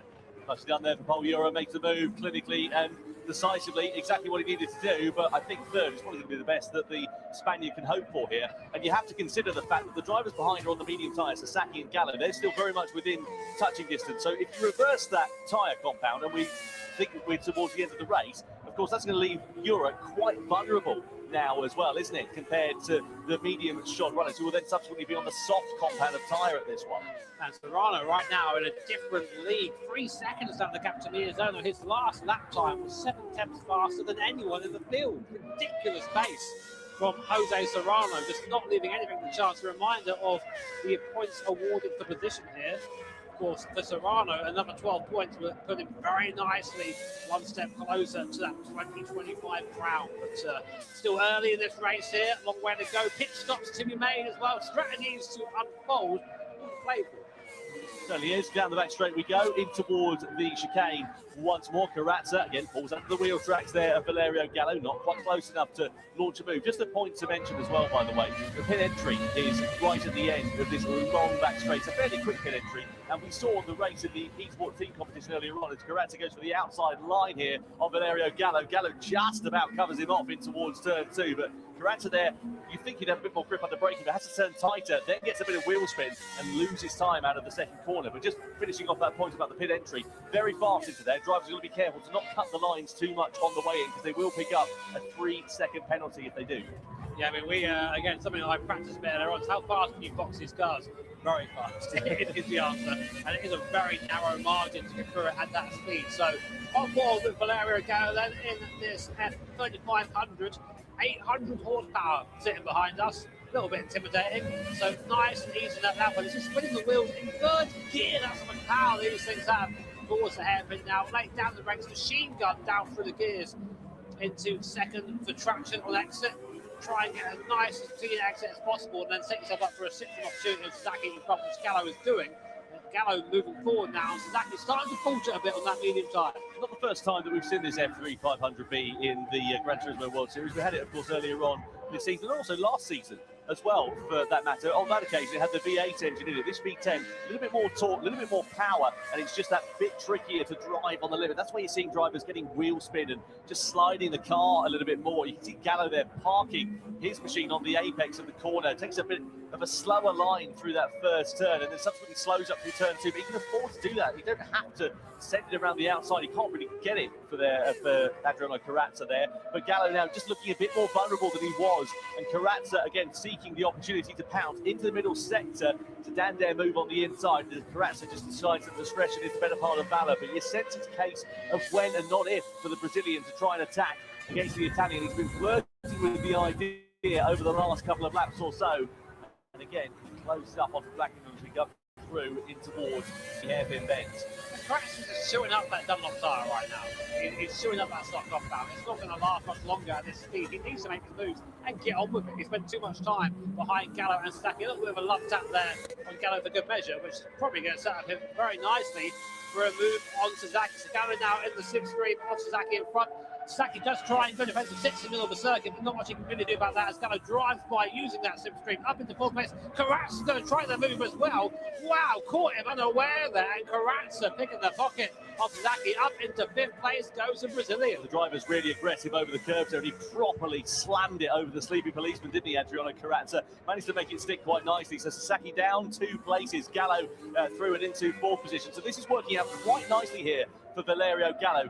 Ura, of course, he's in 3rd place, as we know, but he's still some 6 seconds off the back of Miyazano, and of course he's going to owe the medium compound of tyre at the end of this race, which is going to leave him vulnerable because Gallo will be on the soft compound of tyre. So you would imagine that Gallo is going to be a shoo-in for a podium if it all continues going his way. Sasaki with a big amount of wheel spin through the second chicane, just about manages to gather it all up okay, but costs him a bit of time, so maybe a bit of frustration creeping in there for the Japanese driver as we come through the second sector. You can see the car starting to move around here now, so maybe those medium tyres coming towards the end of their useful shelf life. But it's just also how aggressive you are on the front. You can really burn through the tyres by just slipping them out of each corner. It's part of the challenge of driving this absolute monster, as Carrazza now struggling to keep up with the unleashed Valerio Gallo, despite being on the faster compounder tyre. We'll check lap times as they come through to get an idea. But also, Paul Euro decided to come in. Does Carrazza as well in the background? Just a flash in the background there. Wow. Yeah, so he's coming in now to get rid of that soft tyre. Gallo, this is a lap for him. He needs to get this right. It's be a strong lap for him. Same for Sasaki as well. But for Carrazza, he's had his best tyre now. Really got to just try and see what he can do from here. Yeah, damage limitation, isn't it, for Gianni Carrazza? He tried to do something different. It's sort of half worked out for him. He'll gain a few more places compared to where he started this race, but I don't think it's going to be a challenge for the podium for the Brazilian driver. Watch him prove us wrong. Here is Paul Euro then coming out of the pit lane. Careful with the white line on the exit there. Another place where you can pick up one of those 3-second penalties. So you've got three drivers now on the soft compound of tyre. Barbara, De Bruyne and Cardinal. Meanwhile, this is Carrazza. Gallo and Sasaki are side by side in the foreground here. And look at this, Carrazza's just going to lunge a very late move on the brakes, clatters it over the curb on the inside, but gets it stopped. He just catches Sasaki very unawares. He has to take to the escape mode. And well, you can see just how surprised the Japanese driver was. I'm not quite sure what the Japanese is blindly, but I think that was it. Right there, here comes the Rhino. Yep, diving into the pit lane there. Huge speed to the pit entry. My word, but yeah, one opening stint from Jose Serrano. No one was close to his pace there at all, and that's what he needs. You know, he was saying he's feeling confident in himself, and you can see it in his driving. Just zero mistakes, quietly aggressive, and just getting on with it. Relentless is the pace of Serrano, and if he keeps this up, it's going to be hard for anyone to catch him. Yeah, 4 seconds near enough the advantage he had over to Kimi Miyazono prior to that pit stop. Subsequently, 12 seconds over Valerio Gallo. Of course, Gallo's now in the pits. He's going to be onto the soft competent tyre, so he'll be quicker than the top two in the closing stages of this race. But 12 seconds with, 7 laps to go. That's a meteoric amount of time for Gallo to close up. But, you know, if you see Serrano and Miyazono, if they start squabbling amongst one another, it's not out the realms of possibility, but it's a tall order for the Italian to start being involved in that battle for the victory. We'll see, Gallo, he likes a chase, does Gallo. He likes to be the one trying to get in position in the last couple of laps, so we'll see if he can do that. Gap there between Euro and Gallo, 2.7 seconds. That is a gap that will probably come down, and that's why we're saying about Gallo challenging for the race lead, because you'd imagine it's a matter of when and not if you're going to see the Italian driver starting to fight and starting to challenge Euro. And if Euro hasn't got the grip underneath him on that medium competent tyre, I don't think there's anything that he's going to be able to do to defend it. I don't think so either, mate. I mean, the cars are so much faster on that soft tyre, especially in these first couple of laps. They're fresh, they're hot off the blankets, and they're just very, very grippy. So here's the life point standings. If it ends like this, Jose Serrano has one hand on that trophy. I'm telling you, he's getting close. Meanwhile, the midfield battle is getting a little bit spicy as Kylian Drumont tries to come back through the field after being shunted off at T1 by Paul Euro, and trying to find a way by Angelo Estroza, newly crowned fourth Manufacturer Series champion, losing a place into Drumont. Yep, definitely up the inside goes Drumont. They're trying to go side by side. You really can't go too much through there without anyone having a mistake. And up into 7th goes Kylian Drumont.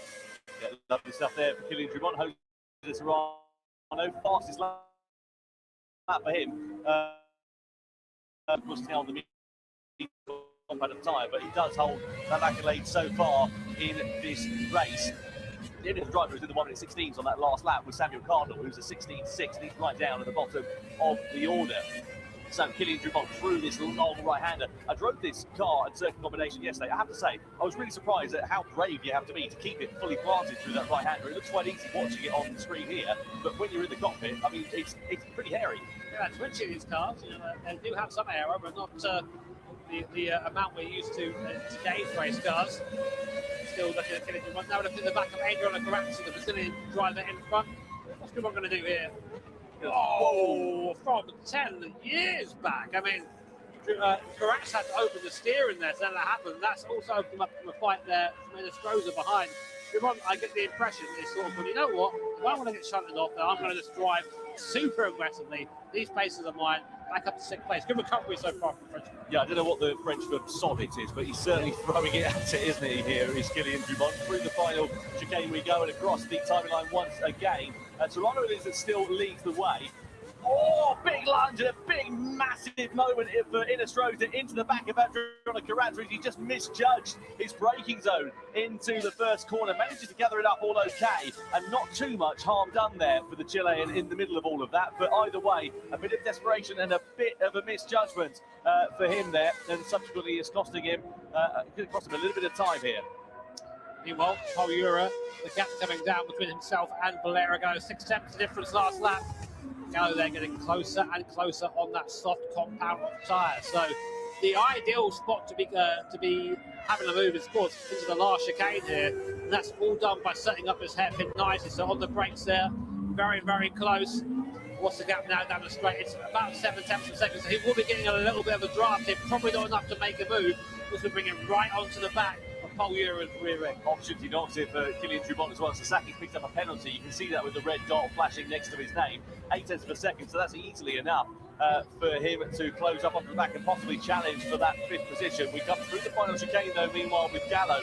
And again, he just closed it up. Last time around in terms of the lap times, actually a lot quicker for Valerio Gallo. 1:16.1 for him. Paul Ura a 1:17 flat. That's the difference in terms of the tyres, and that's how much it's cost Paul Ura in this race. That moment that he had, the penalty that he suffered from subsequently, and well, a chance of victory slipping through his fingers certainly, and possibly a podium going away for the Spanish driver. And with that under threat, and if Gallo is able to find his way through, Serrano, as Jimmy said, is going to be edging ever closer to that title. Paul Ura goes defensive then. Gallo looks to pull to the outside as we come under the bridge, in towards the chicane. He goes to the outside line. That's brave as we come over the chicane, and he manages to make it stick. Gallo throwing caution to the wind as he moved up into the podium places. Yeah, I recognise that, Valerio Gallo. That's a 2021 champion Gallo move right there. That's how you do it. Round the outside.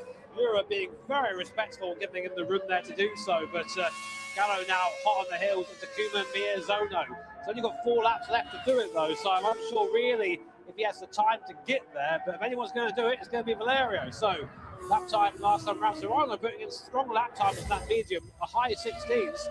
He's a replay that move then. Paul Ura goes defensive, Gallo goes round the outside there, just about runs the speed through. Ura gives him the room.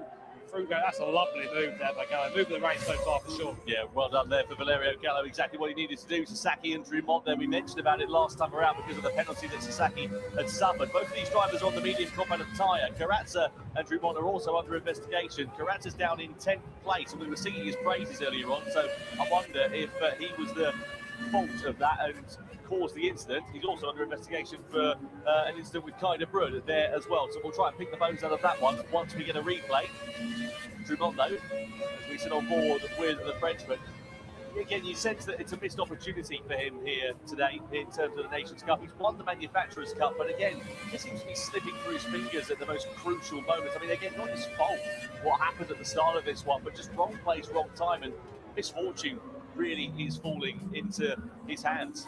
Yeah, I mean, you can't control other people's application of the brake paper, can you? It's unfortunate for him, but what you've got to do is get your head down and do the best you can with what you've got, and Drumont is doing that. Now stalking Sasaki, trying to get back up into the top 5. Not close enough to do it here, but again, edging ever closer to the pace. Very, very strong from Drumont right now. I think one of the fastest cars. Let's have a look then at Kylian Drumont. Sasaki goes to the defensive line at the first corner.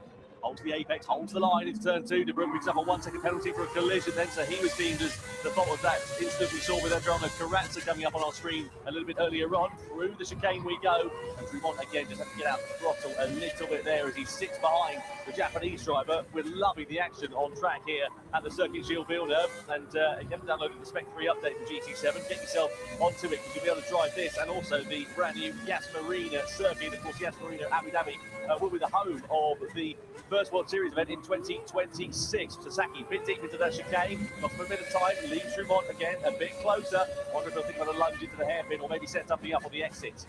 Yeah, he's not interested in going for a move there. Look at that. He's going for that exit there, wide in and shallow out, and that's going to be a good way to try and get a run.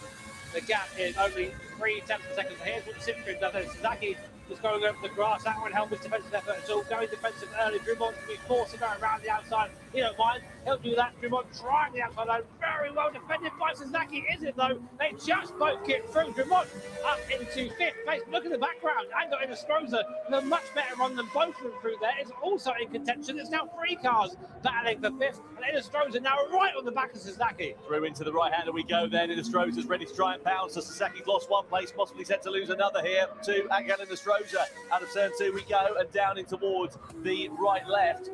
And Drummond, well, made hay whilst the sun shone there, exactly what he needed to do. Gallo meanwhile brought the gap down to Miyazono to 5.4 seconds as Inestrosa has a look to the inside. The door's not quite ajar enough for him to be able to walk through at the moment, but the Chilean really driving like a man possessed. Sasaki again clipping the grass. Not the first time we've seen that. Cost him drive, cost him a possibility of a position here as well, as Inestrosa drives around the outside even before they've made it fully into the braking zone and goes through to 6th.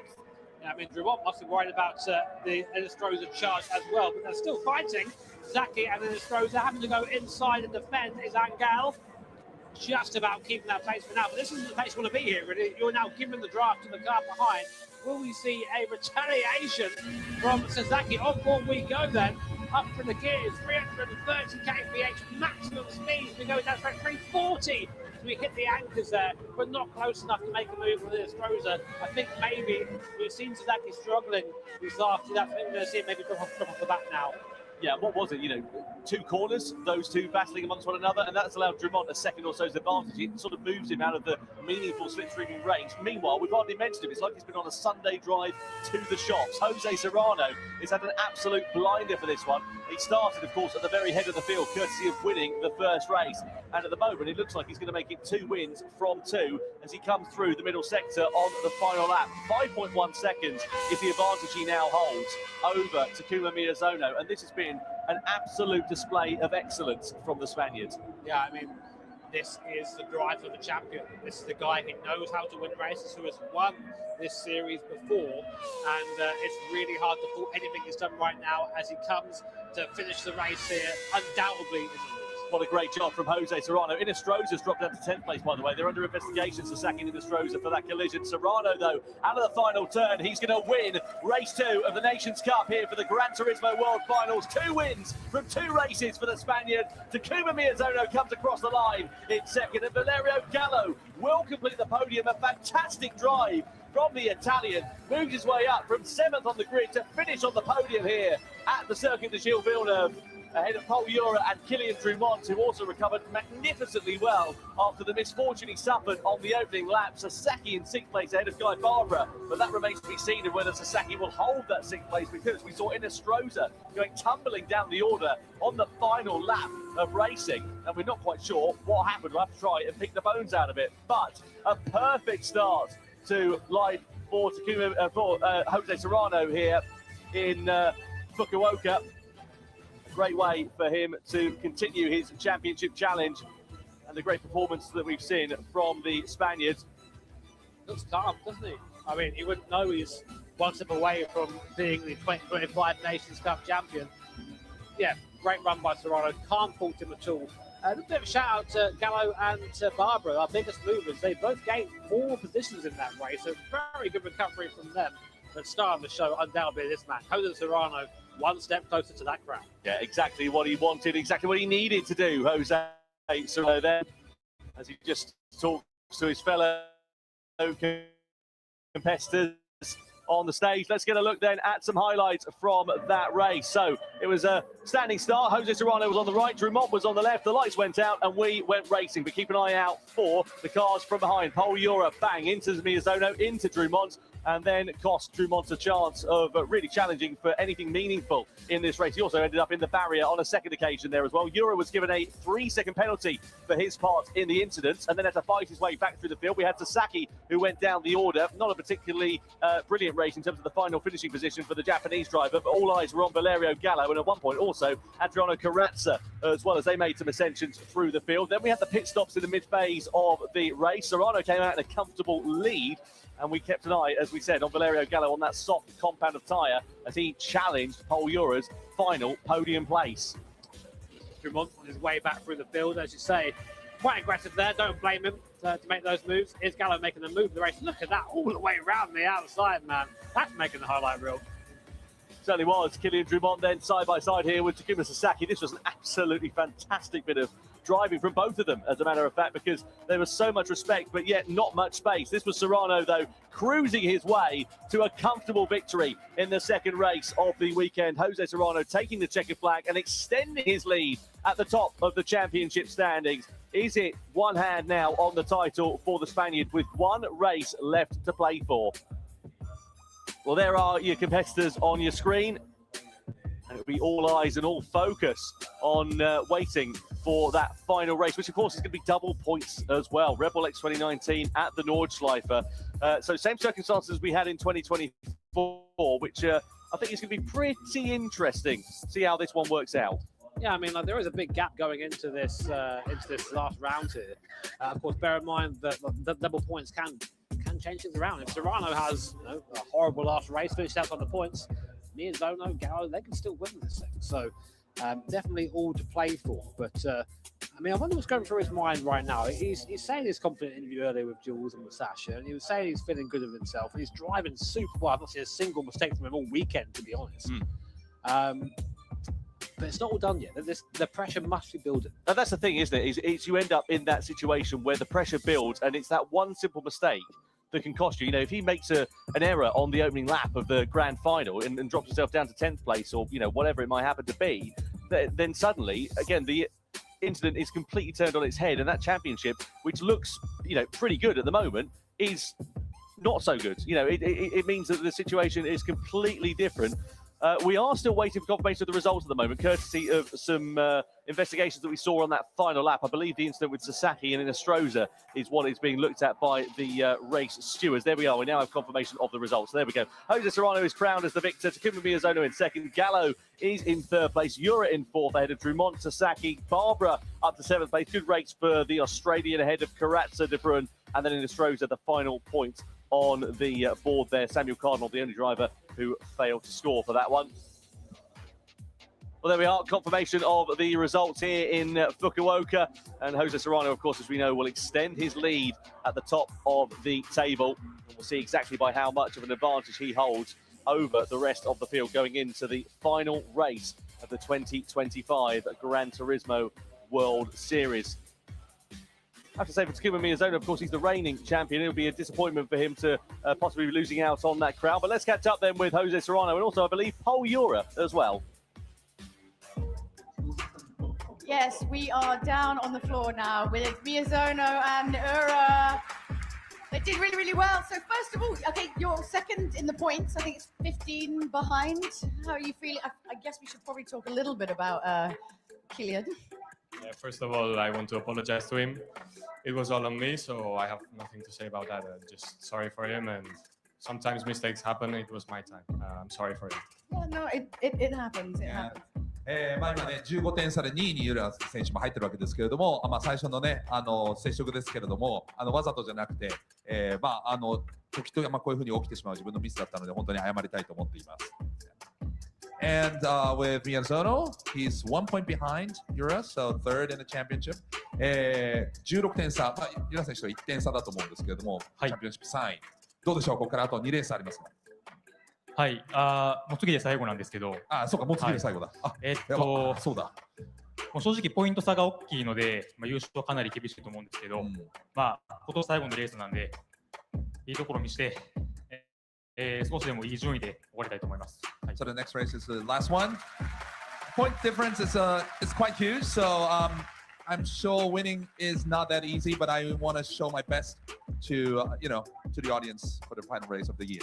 And Paul, one question for you, which was yesterday when we were talking to Jose, I was asking him about like if he's coming up to you, does he go as aggressive as anyone else? And he was like, no, I'm easier. But I feel like now, is it kind of, I mean, it's the final race. If it comes to, are you just gonna, I mean, I know you got like your Spanish brotherhood, but I don't know, it's the last race of the season. Are you gonna fight super aggressive? I mean, I don't think being aggressive will even solve the championship, as he's got a big margin already. So yeah, but I mean, I always try to race respectfully with everyone. From my side, there's always respect, and I think from his side as well. So, and yeah, for the final race, it will be the same, of course. はい、まあポイントが Diplomatic. すごく外交的な外向きの答えだねっていうふうに言ってましたけども、っていうのはポイント差が離れてるけども最後アグレッシブにいくかどうかということですけれども、まあでももちろんそのね同じ国ということでリスペクトもあると思うんですが、ユラ選手は常にですねこうやって自分はリスペクトを持って、フェアでいこうというふうに思っています。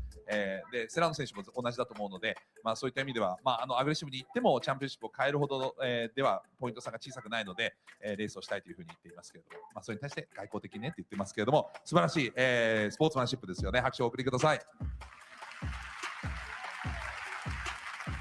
さあ、and for 宮園選手、最後素晴らしいレースをディフェンディングチャンピオンとして見せたいということですが、どんなレースしましょう。去年、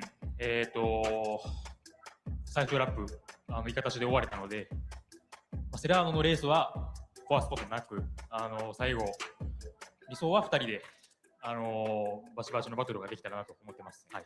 So the final race, I don't want to ruin Serrano's race, but I want to fight side by side until the final lap in the final race.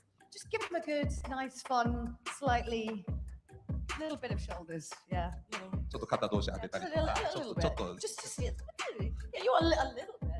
いやもうちょっとはい彼の今シーズンの頑張りはちょっと台無しにしたくないんで、そうですね。あんまり接触とかないようにレースは進めれたなと思ってます。I don't want to, ruin his hard work of the season, so no collisions, Yeah, okay. No, of course not. I was not suggesting that at all. I was just make it super fun. 楽しくしてほしいだけなんです。Right? Anyway, I think we've tortured them enough with questions. Yeah. Let's go back to Tom. Yeah, thank you very much, Sasha. Thanks to Jules there as well. So Jose Serrano, imperious form. Let's not forget 5 points was the advantage that he had going into this one. And, well, I mean, he's had the perfect weekend so far. Look at this. 41 points he now has at the top of the table. So a 15-point swing going into it with 24 left on the board. Yeah, a bit more of a reaction that time, wasn't there, Tom? He was a bit more, you see him a bit more out of breath. He's definitely won this there, but 2 wins so far. Can he make it a clean sweep in the grand final? It's going to take a lot for Yura Miyazono or Gallo or Drummond to dethrone Jose Serrano, but anything can happen at the GT World Series of Benson. Certainly does, yeah. I'm looking forward to seeing how this one is going to work out because it is not all said and done. Just a reminder, of course, double points for that grand final. So a maximum of 24 on offer compared to the 12 that we've had in race 1 and race 2. And look at Yura's second place. It's very much under threat from Takuma Miyazono. Gallo's pushed himself right up there as well as Drummond, who still, despite the dramas he suffered in that race, is very much in contention in 5th position. Yeah, I mean, there's something there. I mean, there's definitely the podium up for grabs. 2nd and 3rd is by no means settled at this point. Even Sasaki, to say on the outside chance there, could have a chance to do that. Yep, absolutely right. So there, the grand final is about to get underway. Let's go down to Jules then and catch up with Igor Fraga. I'm now joined on the floor by the Super Formula driver, Igor Fraga. It's kind of cool to hear that, right? Yeah, it's cool. It's cool, yeah. I mean, obviously you would understand what these drivers up here are kind of feeling now. But we thought rather than, give them some advice that they won't pay attention to right now because they're focused, we thought it'd be really cute to show just how long you've been into racing for. So I spoke to your mum and she sent me some pictures and videos to show them. Oh, wow. これ僕の小さい頃の映像なんですね。まだ変わらない。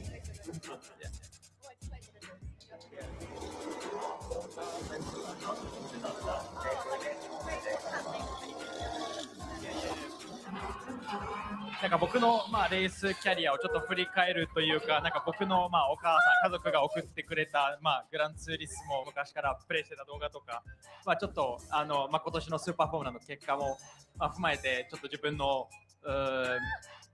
歴史というかを見せてるものみたいです。はい。Your mum sent me like a whole Google Drive of photos. There's a lot. Yeah. She had this kind of always like how can I say? She was always filming everything. So since when I was racing karting and so on, like we have all the stuff documented. I know. It was there was a Brazilian TV here in Japan, so they was sending those videos to them, and they were doing the news about my races and stuff like that. So yeah, there's a bunch of things documented since karting and. Well, it's lovely to have you here. I'm glad we got to embarrass you, like a little bit. Choto. Yes. But let's throw up to Tom and Jimmy and get this grand final underway. Yeah, cheers, Jules. Thank you to Igor Fraga there as well. Great to catch up with him. Great to see him playing Gran Turismo when he was a wee lad. Do you reckon he prepared for that? Seeing a random picture of him as like a boy there. But yeah, I admired the driving style too. Lunged it in, definitely smashed it out of the way. The Jimmy Broadbent School of Driving. That's how you do it. Yeah, absolutely. Right, grand final time. One last race in 2025 to get underway for you. Looking forward to this one. Red Bull X 2019, Nürburgring 24-hour layout, 3 different tyre compounds, 7 laps. Identical circumstances to what we had in 2024, but of course very different in terms of the championship picture going into this one. How do you see it playing out?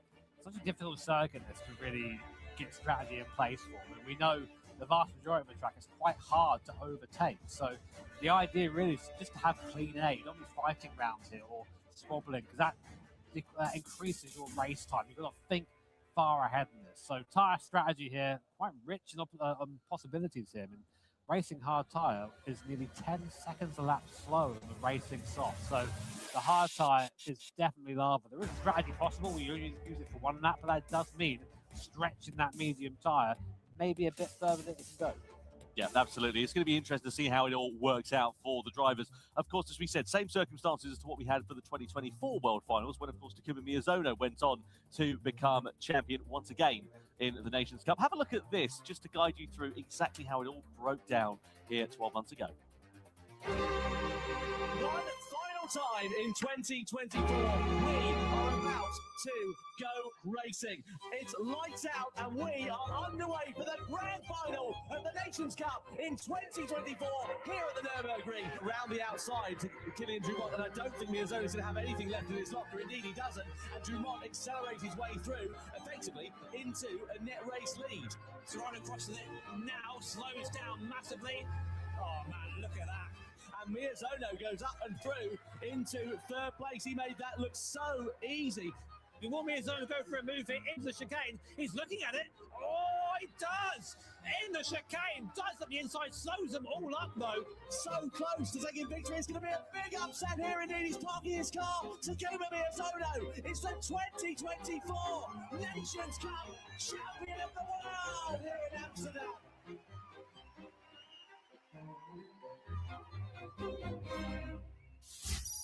Well, I think my vocal cords have just about recovered from that one. Winning predictions, Takuma Miyazono. Doesn't seem to matter what he does. He always gets the lion's share of the votes. Yeah, we see this. It's just a huge amount there. I mean, Gallo supporters, I admire you. It's not looking good for Valerio right now, I've got to say. But Jose Serrano, of course, our leader right now. Only 15%. What's that about? Where's the faith? Yeah, I have to say, it does seem not like a foregone conclusion for Jose Serrano, because, of course, it is double points for this, the grand final. But I have to say, given his form that we've seen from him so far tonight, it is looking very, very positive for the Spaniard. That is the trophy that they all want to be holding aloft at the end of this evening. 24 points on offer for this grand final. And you can see the competitors getting themselves warmed up and ready to go. Jimmy, just put us in the cockpit here. What are the drivers thinking at this point of view? I mean, it's a long race. 7 laps doesn't sound like much, but it's a good 40 minutes with these X2019s. These cars are fast. They demand a lot of concentration. So getting that strategy right in your brain, getting your action plan down before the start is kind of essential. But of course, one of the big properties of being a racing driver is your ability to adapt. So it's a tough place to be if you're one of those drivers right now. Certainly is. Well, Jose Serrano, as you can see, is going to be starting this one on pole position with Miyazono alongside on that front row. Gallo and Jura, then Drumont and Sasaki, Barbara and Karatza, De Bruyn and Inestrosa, and then Samuel Cardinal in 11th position. 15 points, the advantage that Jose Serrano has with 24 left on the table. And the Red Bull X2019 competition is the machine that the drivers will be piloting. 816 horsepower with 650 kilograms of weight. It's fast, it's aerodynamic, and it's a very tricky car to control on the limit. Especially around a circuit with curbs about the height of the car. Don't be touching those in that thing when you find yourself going to space. It's not in a good way either. So we've seen Serrano, he's good in these cars. Miyazono's good in these cars as well. It's a very different vibe from last year. Of course, Miyazono went in kind of the favourite last year. Serrano, we saw a couple of penalties, caught up in some things that weren't really in his control. So the race can go away from you if you're not careful there. But you have to think the momentum behind him now must feel quite different going into this race this year. It is interesting, isn't it, how the sort of tables have turned. Serrano, as you say, on imperious form so far here today, no question about that. Pol Jura, his compatriot on the other side, a little bit messy and a bit scrappy on a couple of other occasions. Anyway, we're not far away then. Let's get ready to get the grand final underway for the Nations Cup. Yes, it is just about time to start the grand final. And as we're saying, it's double points. So it's still, anything can happen. ダブルポイント、ラスト、何が起きてもおかしくありません。最高のレースを見たい方は拍手を。 Yes! I'm ready. The drivers are ready. This is the last race of the year in the series. Let's go! Let's go! 行きましょう。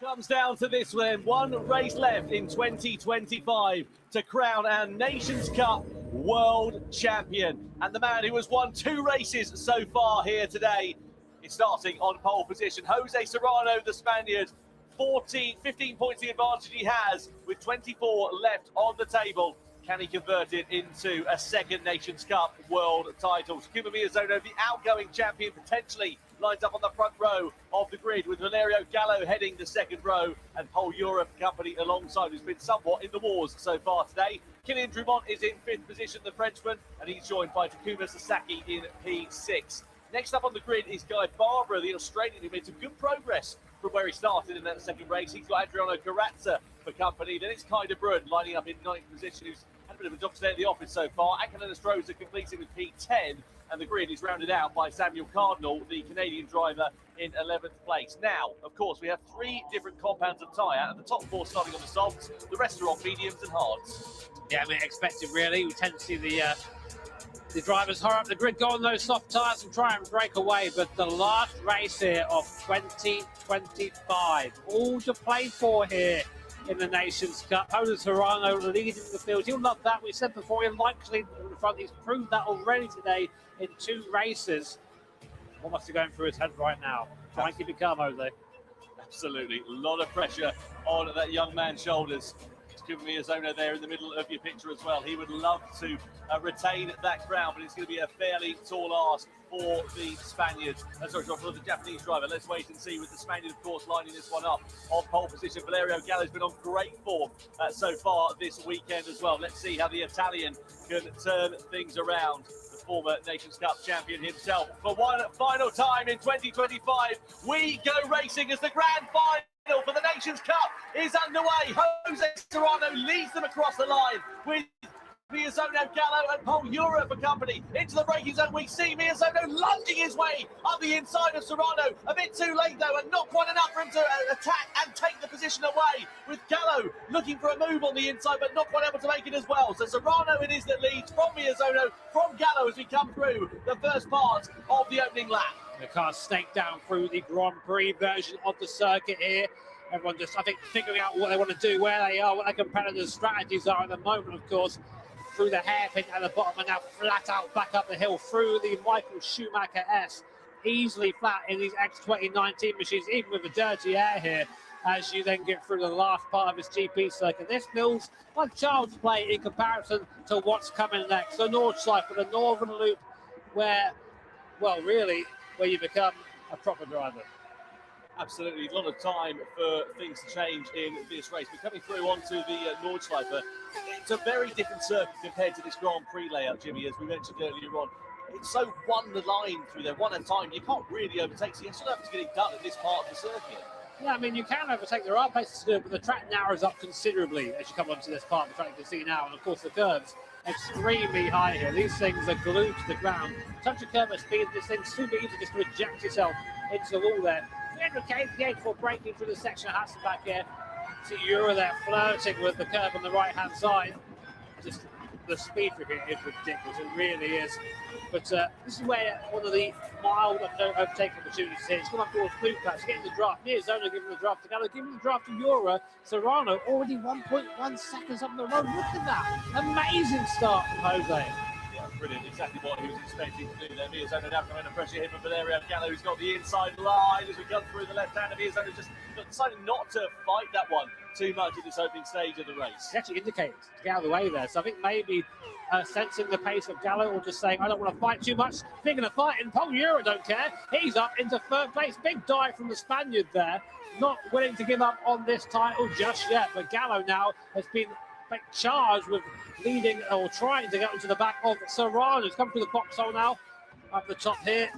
Through into Adenauer. Fourth, really technical part of this circuit here. Really easy to spin the rear wheels in this thing. And on that soft tyre, I'm going to try and make this tyre last a couple of laps. They can't afford to spin the wheel, to scrub the front tyres. It's all about precision and making sure you keep those tyres out. And that's the thing, is where you've got to be very careful about how you play this strategy. If you go for an aggressive one and you decide to go an extra lap, I mean, that's different if you're competing at somewhere like Spa or the circuit you'll build up. We've seen here tonight already. But here at the Nürburgring, of course, it's a very big circuit. You can't really afford to take that gamble. You've got to be a bit more planned. No, if you have a mistake here, you go on the grass, there is no runoff. You just go straight into that barrier, and it's never a small crash at the Nürburgring. So these guys will have that in the head and come down to the midpoint of the circuit, down towards the town of Adenauer. You can just see it there in the background. Another bit of corridors on the right-hand side. You can get your restaurant. Oh, I don't. Yeah, you learn to avoid that after a little while. But up through the hill now towards Bergwerk, when Niki Lauda had his huge crash a long time ago now. But this is another spot where you can kind of use the toe up the hill and try and pull past someone. Serrano still edging that gap, 1.4 seconds now to stay on board with Miyazono. Completely flat up here. You wouldn't feel like it given the elevation, the bumps, and where the car turns here. But the aero of this car forces it into the ground, keeps that tyre contacting the road, keeps it quick up here. Nearly 200 mile an hour up here. It's gone towards the mid curve. Is it flat out in these cars? Easily, oh my word, that's fast. Look at Jura, he is all over the back of Valerio Gallo like a bad rat here, isn't he? Just trying to find his way through, but there's not really a gap to do so at the moment. That's the problem with this part of the circuit. As Jimmy said, it narrows up so much, and unless you're going to send it through on the inside, you can cost yourself more time, cost yourself a position, and maybe you can pick up a penalty for your troubles as well. Through the carousel we go. You can see wider there for Jura. It's going to cost him a bit of drive on the exit of that corner, and might leave him vulnerable to attack here from Takuma Miyazono. Yeah, really easy to sort of fall out the carousel there, and you lose a lot of time when that happens. Up the Hoak, now the highest point of the circuit, and now back downhill. But I always say it when we commentate here or watch one of these races, this last third of the track is probably the greatest stretch of racetrack in the world. The flow is just ridiculous. And in these cars, with all that aero, the corners come up sooner than you can deal with it. It's really a test of skill to get through here in these. And Gallo, you can see, he likes it. The gap down to 8/10 of a second there. And that's what that looks like. So what Gallo's trying to do here is get into slipstream range before we get to, oh, mistake from Serrano. Yeah. He's off it. So Gallo's right, oh, he gets onto the grass, trying to avoid him. He's off too. Oh, and Joran Gallo spins. Oh, this is what I was talking about. You get onto the grass here. See Mick Hazal there reacting to that head in his hands. Oh, what a shame for Valerio Gallo, just trying to avoid the accident up ahead. You can't just send it into the grass. This car, the grit goes away there. Yeah, we need to see another replay of that, don't we, really, and pick the motor from a different angle. But the upshot is now, Paul Ura is this lead. Serrano's into second, Miyazono's into third. So we've gone from a four-way fight down to a three-way fight. And Gallo, the big loser in all of that there, just maybe a little bit too impatient. Courtesy of the mistake that we saw being made there from Jose Serrano. The upshot is now that these three drivers, as they come onto the Nottingham Hill for the first time, are all nose to tail with one another. Ura, the driver who, of course, is got a hole being made in the air in front of him, with Jose Serrano now alongside as we go side by side with each other. Serrano back through and into the lead once again. Takuma Miyazono in third place, looking ready to try and pounce there as well. What it has done with Kylian Drumont, etc., has brought them just a little bit closer. And I wonder if later on that might prove to be a bit of a difficult time for those drivers, because of course they've just lost a bit of time that they would have otherwise have had in their pocket towards the end of this first lap. Yeah, a bit of fuel saving there, I think, from Ura. Miyazono down the straight. Take the replay. Let's try and find out what happened there. So Serrano, he was looking a bit sketchy. Just touched the grass on the way in. Goes into the ice curb. The car gets sideways. So here comes Gallo. He tries to go around the outside. The road falls away here. Off he goes onto the grass. Not the best angle there, but you can just see a bit of panic there from Serrano. That's the first crack in the armour there, I think. And here's Gallo trying to go around outside, and he knows straight away it's over. Look at that big size. What a shame for Valerio. I don't know what the Italian is for old bother, but I can imagine he was saying a few of those words. Disappointment there for Valerio Gallo. Really, really good fall, good great run from the Italian up until this point. But it's not over yet. Still plenty of time left in this race for the complexion of it to change. There is Takuma Miyazono, top left of your picture. Paul Ura in the bottom left of your picture. And Miyazono, again, just playing the patient game here. Serrano's now got all the hard work to do all over again here, Jimmy, hasn't he? He's got 1.5 seconds at one point of the first lap in his pocket. Sort of came down a little bit with Valerio Gallo now closing down. But he's not in as comfortable position as he could otherwise have been. No, I mean, as I said, maybe the pressure, maybe it's feeling it now. This is a circuit where, I mean, it's such high concentration. You can really find yourself making mistakes. Here's a clear review of what happened. Here's Gallo. So, see Serrano in front. We go to the outside. Just doesn't anticipate the corner coming up, and then just car gets away from him. I mean, these Red Bull X2019s have a lot of grip until you get into the grass, and they have nothing. Yeah, that's the problem, is they are on a knife edge, aren't they? And that's the thing with the cars, they're very aerodynamic dependent. So as soon as you get out of that sort of aero range, you get onto the grass, you upset the balance, and you have a snap of oversteer. It's very hard to save it, because when they're on the limit of adhesion like these cars are, around corners such as this, you can turn them around with your little finger, basically, because there's just nothing to them. And when you get incidents like we saw there with Serrano and Gallo, it's a lot easier to do it than you might happen to imagine. The upshot is now Valerio Gallo's got a hell of a lot of work to do. He's 1.3 seconds off the back of Guy Barbara in 6th position. You can see in terms of the soft tyre as well, of course, he's used a lot of the useful shelf life. So the soft tyre runners are going to be coming into the pit lane at the end of this lap. And let's see how this one is going to work out then. Kylian Drumont, what's it, 7.4 seconds off the back of them. So it's okay for these top three at the moment. Nothing really for them to worry about. It's not like the medium top runners are sort of bearing down on them. But now it's nothing too concerning at this stage. There's a downside for leading Serrano there, as used more fuel than anybody else. And that will affect his pit stop time. So if they all boxed as they were now, he would come out behind both of these guys. So he's chosen to go strong to lead for now, but I just wonder if that for this race is going to be ideal for him. To be honest, Serrano doesn't need to win this race. It'd be nice if he could win it, of course, and have a Grand Slam here. I don't think we've had a Grand Slam since Mick Hazal. A long time ago. 2019, something like that. It's been a long time. So if he can do that here, that would be ridiculous. But ultimately, he doesn't need to win this race to walk away with the Nations Cup championship. Thanks for watching on here in Fukuoka. What a fantastic venue this has been for our World Finals. You see Takuma Miyazono there, big amount of understeer through that right-hander, and it's just cost him a few tenths of a second or so. He's starting to drop back, not out of the range of those top two, but they're now beginning to push on a little bit more. Half a second or so, 1.1 seconds it was up to, and is now up to for Takuma Miyazono. So why is he losing touch here between Jose Serrano and Paul Ura? Are they just pushing on a bit more? He just made a mistake. He made quite a big mistake there coming out of Adlau, and because he did that, he lost the slipstream, and the draft is worth a lot around here. So Ura currently enjoying the benefit of being close to back to Serrano, basically like a free, it feels like a free 50 horsepower when you're in the draft. It really is a massive effect, especially in these cars that are so aero dependent. And there is Miyazono in the background. 1.2 seconds to gap now. And this is where Serrano was weak last time. He was weak through this last part of the lap. And is Paul Ura thinking about maybe making a move here? But we've seen Paul try and overtake some people. And Serrano, wide. He misses the chicane. Did he let Ura through there to try and make a conservative through? That's still going side by side. So I'm not sure if he went wide or that was intentional. I wonder, as you say, if it is just a case of trying to save fuel. They're going to be coming in at the end of this lap. It's allowed Miyazono right back into the picture, though. I mean, what is he, 1.1 seconds off the back of them a few corners ago, and now he's right on the tail of Jose Serrano then here. So now is Ura going to use this as the impetus? Because look at the advantage he's already building up, 7/10 of a second at this mid part of the circuit. Ura and Serrano under investigation, so they have a collision that we sort of just caught the tail end of going through the carousel then here. I was going to say before, Ura's hit the back of people before. Here we go. So on board with Paul Ura into the carousel. That's it. Serrano's deep out. There was a bit of contact there, but Serrano had already made the mistake at that point. Yeah, I mean, I think it's fine. I think it's sorting itself out. Yeah, Ura there just trying to keep his calm and focus, really, to be honest.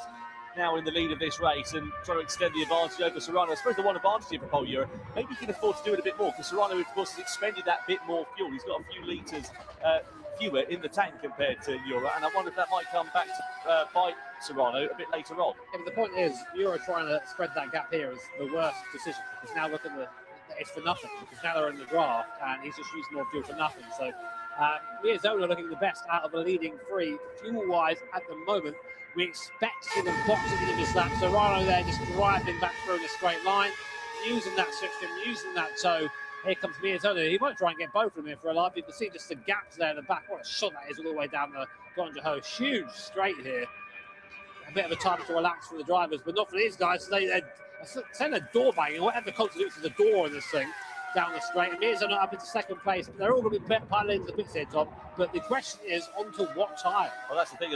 Surely they're all going to have to follow one another in terms of the strategy, going on to what you would imagine would be the hard tyre or the medium tyre. Yeah, they're all going for the mediums, aren't they, surely, at this mid-stage of the race. And then they'll run the hard and take the pain right at the very end. The idea being that they can build up as much of a gap as they can over the rest of the field in the first two phases of it.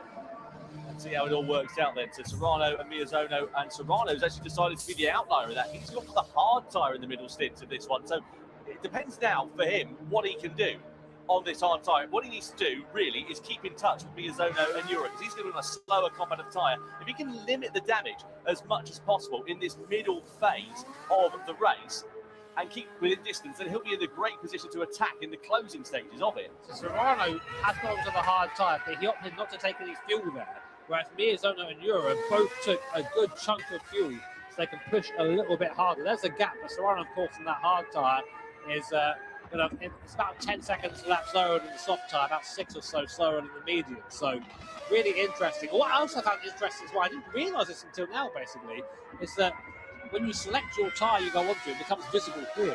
And both Miyazono and Serrano wait until the last possible second to show their tyre to each other. So they're like, right, we're in a fight here. And they both went separate ways. So really interesting, that to me. You cannot believe the amount of mental arithmetic that's going on for these drivers in the race. They are literally thinking at 100 miles an hour whilst they're doing a couple of 100 miles an hour. Well, this is the thing about sim racing, right? I think where maybe these guys don't get their credit is they're not only drivers, they're strategists. Their own engineer as well. They're checking things like weather. They're doing everything in the car, whilst, as you said, just wrangling this thing around, in my opinion, one of the most challenging circuits in the world. So they're their own performance coaches as well, give themselves a little rub down after the race. Well, I mean, what they do in the hotel room is completely up to their time. But we won't cry. That 3 out of 7 we're on then. Kilian Drummond it is now that leads the race. You can see the top 4 runners are yet to pit at this stage of the race. As Ramon, Sasaki, Barbara and Karatza, they're all out of position. So Serrano, he's your effective race leader at this point. He's made the pit stop, but he's in a nice bit of clear air. 20 seconds he's got over Adriano Karatza. That's working out quite nicely for him there so far. 5.5 seconds, though, is the gap between himself and Takuma Miyazono. Now, if we were on a traditional circuit that was about 5, 6, 7 kilometres long, that's not a gap that could come down over the course of a couple of laps. Here, it's going to come down this race in probably about half a lap or so, given the length of this circuit. And, Takuma Miyazono sitting there in 6th position.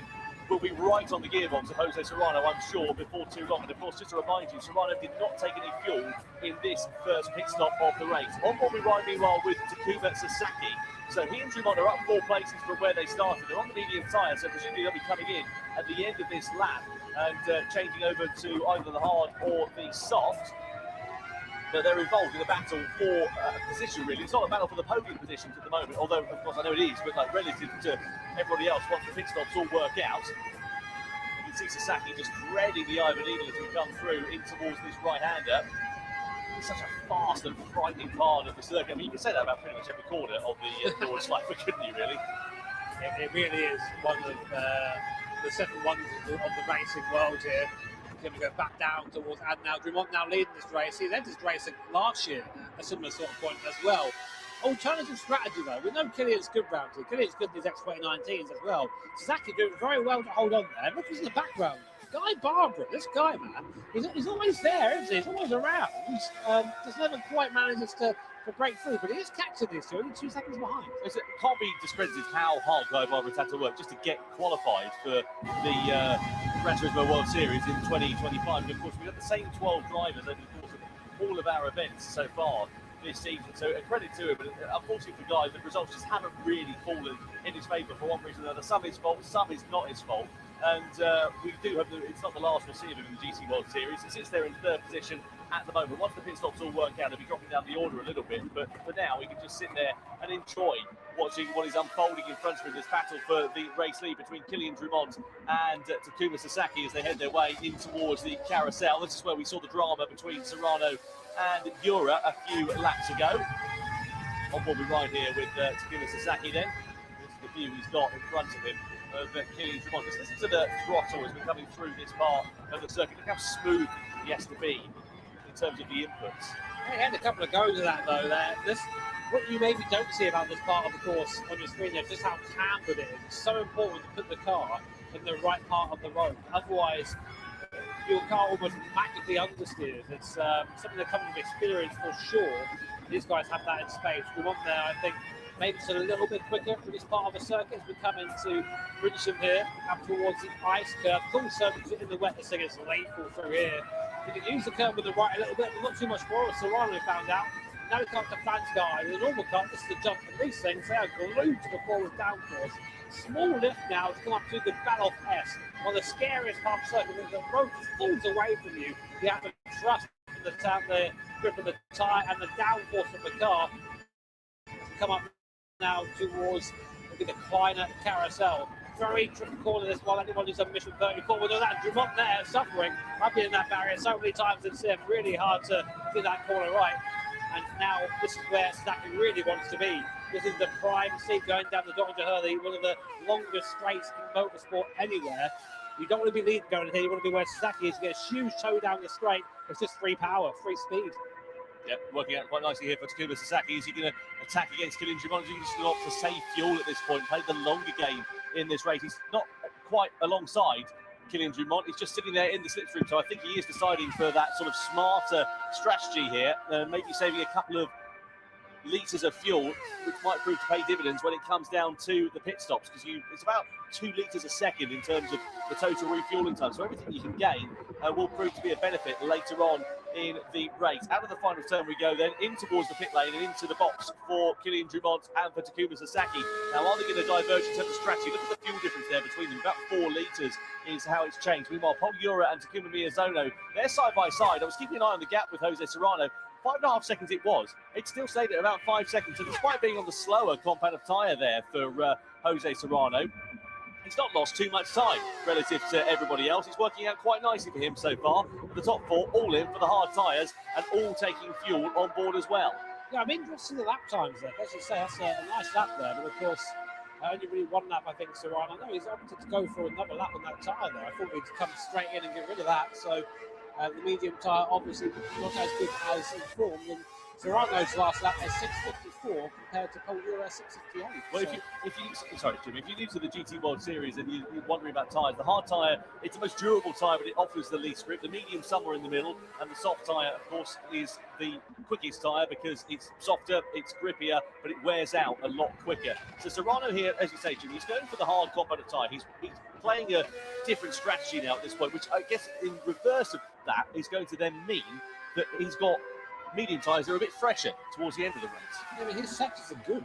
His sectors are really good. Like, he's keeping that car alive. I mean, he's not as fast as Euro Miyazu, but he's fast enough to, as you say, to put himself in a good position for his final stint. Anyway, on board with Valerio Gallo, recovering, of course, from that incident at the start of the race. Valerio lots of the ring. He's really quite fast around here. Goes to move on Drumont, easy. That's the tyre advantage right there. At the inside, the Drumont can do nothing to just allow the move to be made.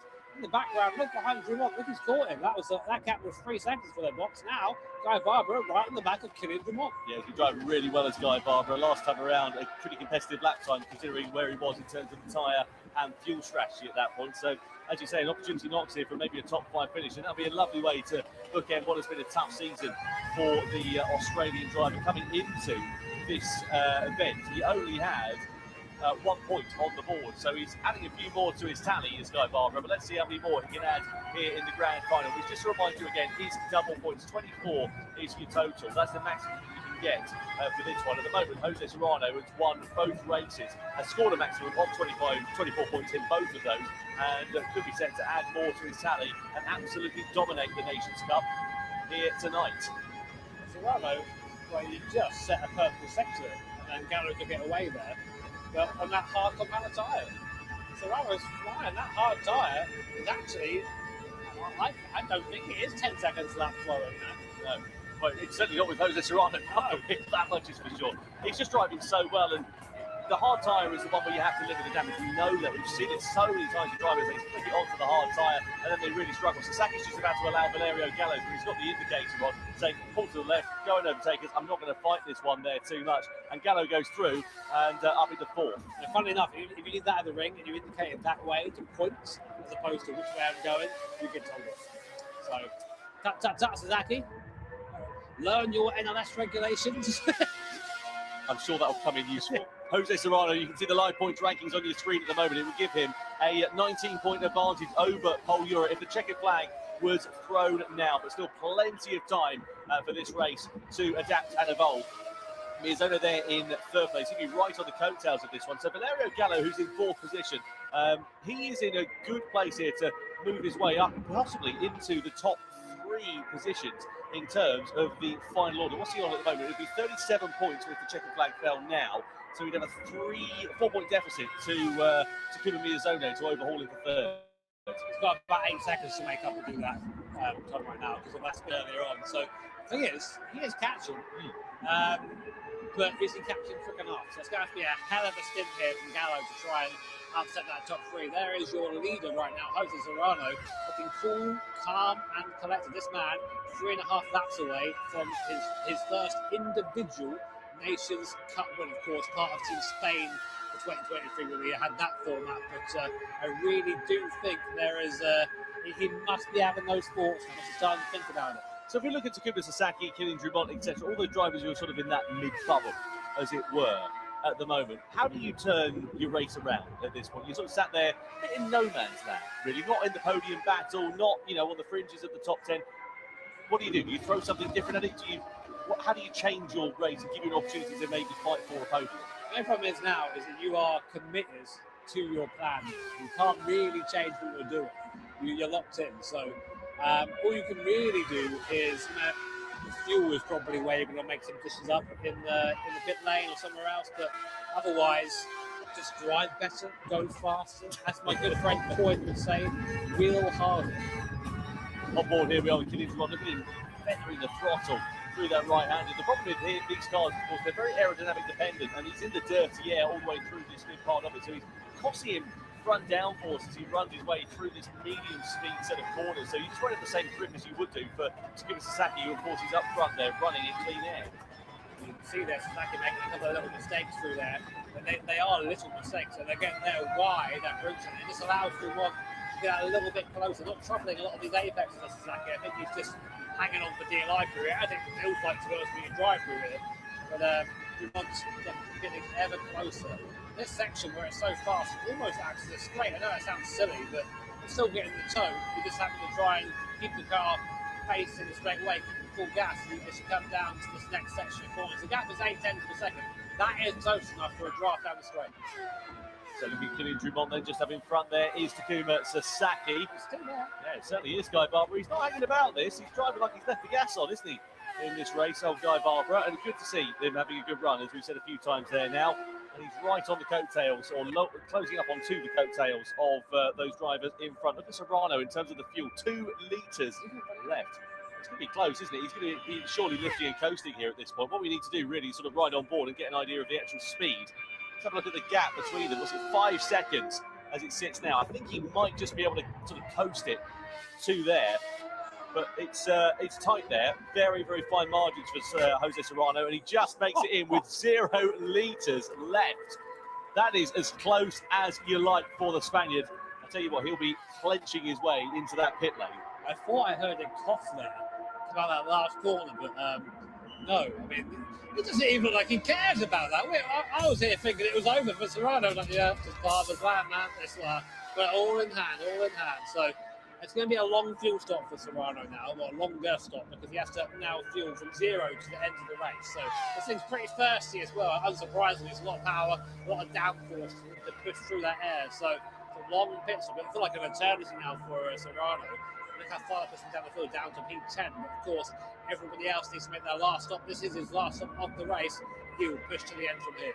And it's where he's going to emerge in the pack as well. What you want after a pit stop like this is to emerge in clear air. You don't want a car that's in front of you costing you time and downforce. And as we know, because it's so one line on the majority of the Nordschleife circuit, you're going to be hemorrhaging time. But thankfully for Jose Serrano, he comes out of the pit lane there in 11th position, so down in last place. But he's got, what, 13.5 seconds. So though he's down in last position at the moment, he's now in the effective race lead. All he needs to do is basically shrink that gap down to Samuel Cardinal as best he can on this medium compound tyre, fresher tyres relative to everybody else around him, and he'll be fine.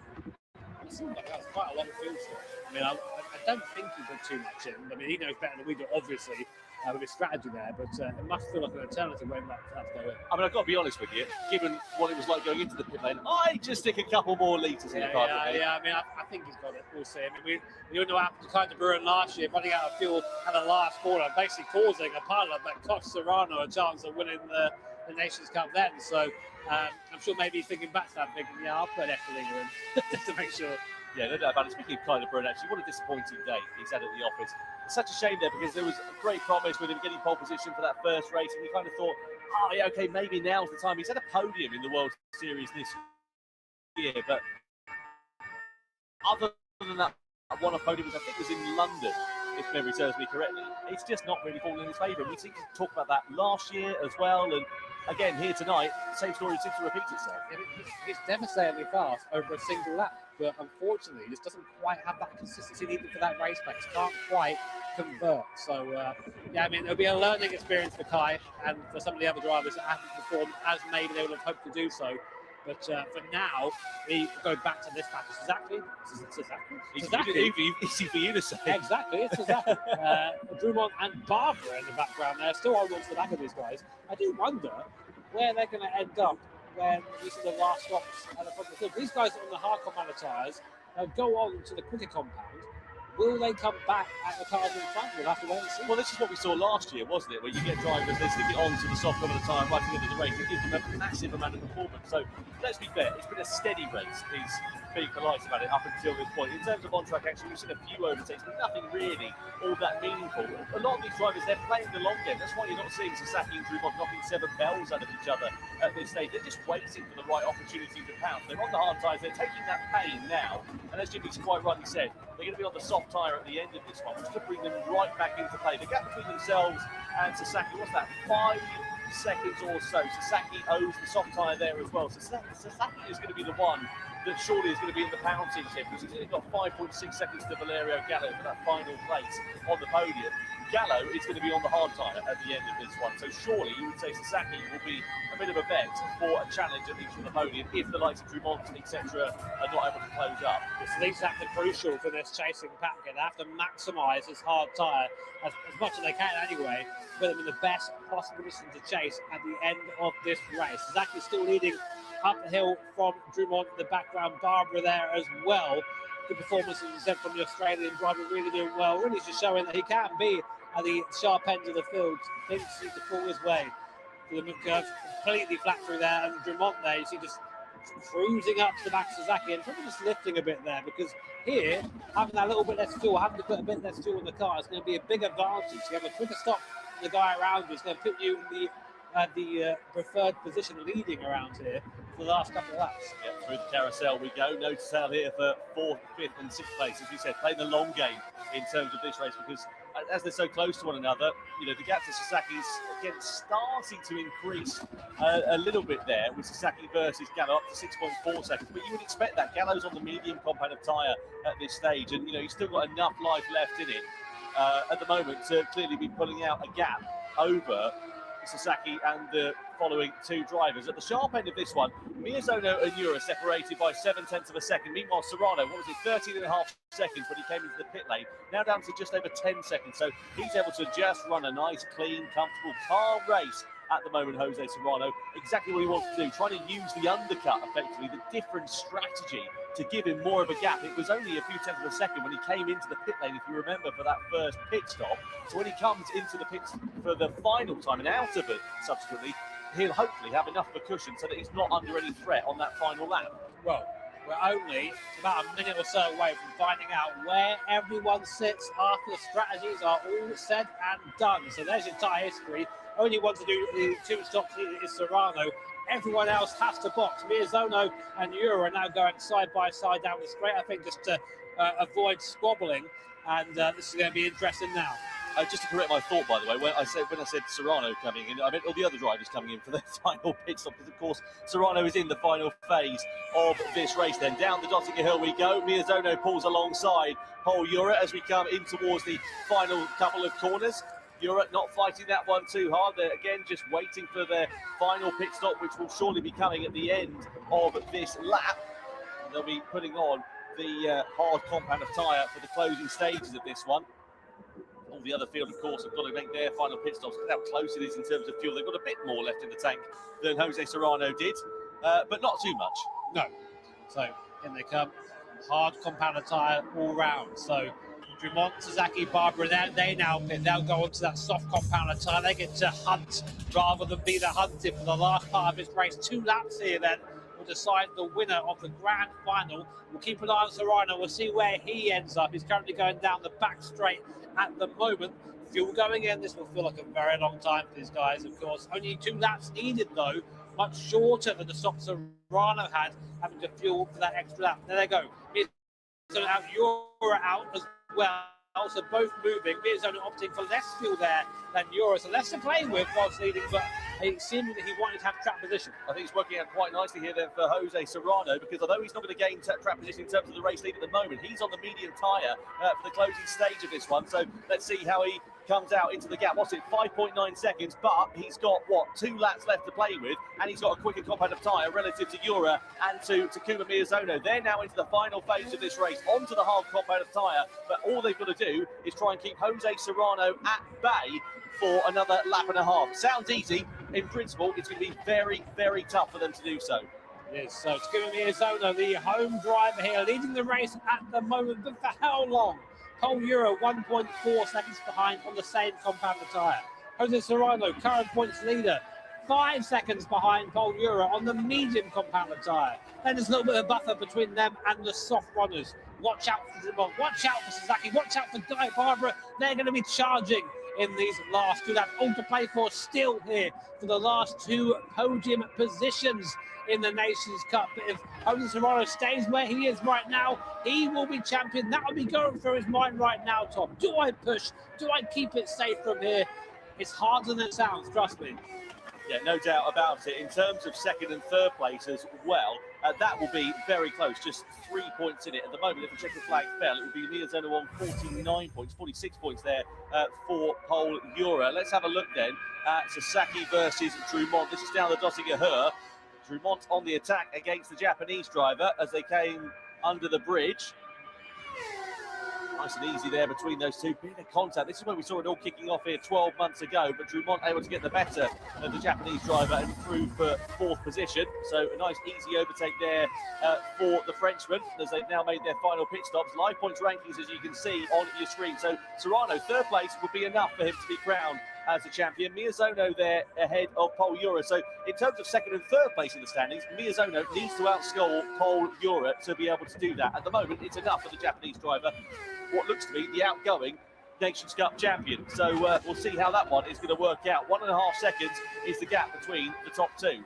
A lot of home support here for Miyazono. People in the crowd with scarves and merch. I wonder where they got that from. I think they make it. I don't know. The Japanese crowd here, definitely one of the cooler ones here. Lots of very interesting bits of supporting memorabilia created by our fans. So Serrano, third place right now, catching quickly Paul Ura and Takuma Miyazono, owing to the fact it's that medium compound tyre. And he can just push to the end now. That tyre's going to last completely fine. And that'll be a really freeing thought if you're Serrano. You haven't got to save, you haven't got to worry about the car behind you. You can just push forward into the gap in front of you. And surely Paul Ura isn't going to fight too hard. You wouldn't have thought so, but you know, this is Gran Turismo, this is the World Finals, it's the last chance you've got to do it, and will you get a bit of desperation starting to creep in. We were talking about Valerio Gallo and his podium challenge. You can see he's there on the hard combat of tyre. Look at Drumont, Sasaki and Barbara. This is exactly what we were talking about a couple of laps ago. They're now closing right up on to the back of the Italian driver. And, well, they've got enough time to be able to make it work. The problem is, are they going to come across him at the wrong time on the circuit? Because it's all well one thing closing up here at the Nordschleife, but getting past is such a difficult thing to do, even despite the massive difference in performance between the hard tyres on Gallo's car and the soft tyres on Drumont, Sasaki and Barbara. He's going to catch him in a really nice place. So just coming out of here, there hasn't been slowed down at all. And now he's going to get a free draft all the way up the hill. So a really ideal spot for Drumont to catch Gallo. Will Gallo defend him? We know Gallo had a spin earlier, and he probably knows his race isn't going to get much better than it is right now. So I wonder how hard the Italian is going to defend. Drumont just cruising up to the back then of Valerio Gallo's X2019 car, punching a hole in the air. Will he try and go for a move here from the mid curve? He's getting closer and closer. Looks to the outside here. Will Gallo try and hold the position? He does. He's not going to get him for free. And they go side by side, breaking down there. But there's the soft compound tyre. Oh, and wide goes Drumont. He hits the wall. He goes wide. Oh, my word. That could be it for Kilian Drumont there. Just pushing too hard. Gallo defending as he's entitled to do so. And Drumont just pushing wide into the wall. Under investigation for the collision then between Drumont and Valerio Gallo. Let's see what the stewards are able to pick the bones out of with that incident. The upshot is, as Jimmy said, that could easily prove to be the end of the podium challenge. Serrano now through on Paul Ura for second place, though, meanwhile, whilst that was all unfolding behind. So Paul Ura deciding that he can't hold up Jose Serrano, his compatriot at the moment. Serrano's next target, 1.9 seconds up the road. Takuma Miyazono, quick combat of tyre on the Spaniard's car. It's looking good for 3 wins in 3 races here tonight in the Nations Cup. He's still got a little bit to go. Big understeer. We saw him go off here earlier on, just about carefully get back up again. Jose Serrano, look at him right now. Imagine what you must be feeling. The car is fast. You're on a quick tyre. You can see the gap to the car in front is coming down. And you know, if you can keep this together for just one more lap, you are going to be the Nations Cup champion of 2025. Here he comes then to the last part of the circuit. I'll say that. We'll go back to a replay. This is Serrano and Ura. Ura actually made a mistake. Wyatt was something to get by. Goes wide that whole act, and Serrano just drives through the gap there. So, yeah, thank you very much, mate. Appreciate that. Off I go. I'm going to go chase down Takuma. Well, we've seen a couple of mistakes from the 2 Spaniards then here tonight, and well, Paul Ura, the latest one to do so. See the headlights now illuminating the darkness. Drumont and Gallo, it's been deemed a racing incident. Right call, I feel that was. As we come down the Dottinger Her then for the penultimate time. The gap now between Miyazono and Serrano down to a second as they burst their way through and into the darkness. The trophy there on the bottom left-hand corner of your screen, that's the one that Jose Serrano wants to be holding aloft. Second place, as we know, would be more than enough for him to be crowned as the champion, but you always want to sign off on a win, don't you? No doubt about it for Jose Serrano. When is he going to pick his moment as we come through to begin the final lap of the 2025 Gran Turismo World Series? It's Miyazono that leads from the fast-charging, medium-shod Jose Serrano. Paul Ura sitting there in third place after that mistake cost him positions on that final lap, the last lap that we went on, but ultimate lap of racing. And let's see how quickly Serrano can latch onto the back of Takuma Miyazono and attack the Japanese driver here. It's not over yet in the midfield even, Tom. We have Dumont, Barbaro, Sasaki. They've got by Gallo and are now chasing down Paul Ura. We think that soft tyres around 10 seconds left faster than the hard tyre, and there is a 6-second gap between Dumont and Ura. And importantly, Miyazono too, so none of these drivers are safe, bar maybe Serrano. So things could all change in the championship. It seems Serrano's in the pound seat right now, but Miyazono and Ura both trying to make sure they get onto the podium here today. So, and they really will charge hard on this last lap. Here is Serrano then getting closer and closer to the Japanese driver. This must feel great right now, just being in this position for Jose Serrano. Miyazono slow off the corner. I think it's a done deal, Tom Ericuts. Yeah, no doubt about it. He's in the slipstream then. Here is Jose Serrano. Wants to give him Miyazono down into the chicane. He's got the inside line. And now he takes the race lead on the final lap. Jose Serrano is through to the front of the race with just a lap to go here at the Nordschleife as we come onto the circuit then. And now let's see how quickly Jose Serrano can pull away from Takuma Miyazono. This has been an absolute masterclass in terms of performance for the Spanish driver. Let's not forget, of course, he won the Nations Cup back in 2023 when it was a team effort back in that year, a sort of one-off, as it were. But this would be the first chance for him to be crowned individually as the Nations Cup champion. Third would have been enough. He needs to fight for second and indeed the lead of the race, as we just saw. But he wants to sign off with a victory, no doubt about it. And that's exactly what he is set to do here. So his 5-point standings here. If Kylian Drumont can get up into second place here, he will put himself on to the podium. He will knock Paul Ura or Takuma Miyazono off. So it's not over there for the last couple of podium places. Here's a replay of that move then. This must feel like a victory lap now for Jose Serrano up the inside of Takuma Miyazono. Not much resistance offered there by the Japanese driver. Neither had to go on. So yeah, thanks mate, I appreciate that. I know you can't really fight me. And then off he goes, sparking down the hill there towards the compression at the bottom. What a beautiful image this is. Just a masterful strategy there from Jose Serrano. You know, took the pain in the middle stint there on the hard tyre, but clearly was calculating that, working out the fact that he was going to drop off the back, have that gap relative to the rest of the field, and just be in a nice, comfortable cushion, nice, comfortable position in the closing stages of that race. You know, able to run his own lines, run his own race, and ultimately it's that middle stint that's given him the chance of that victory, because he just kept so much pace on the hard tyres relative to everybody else.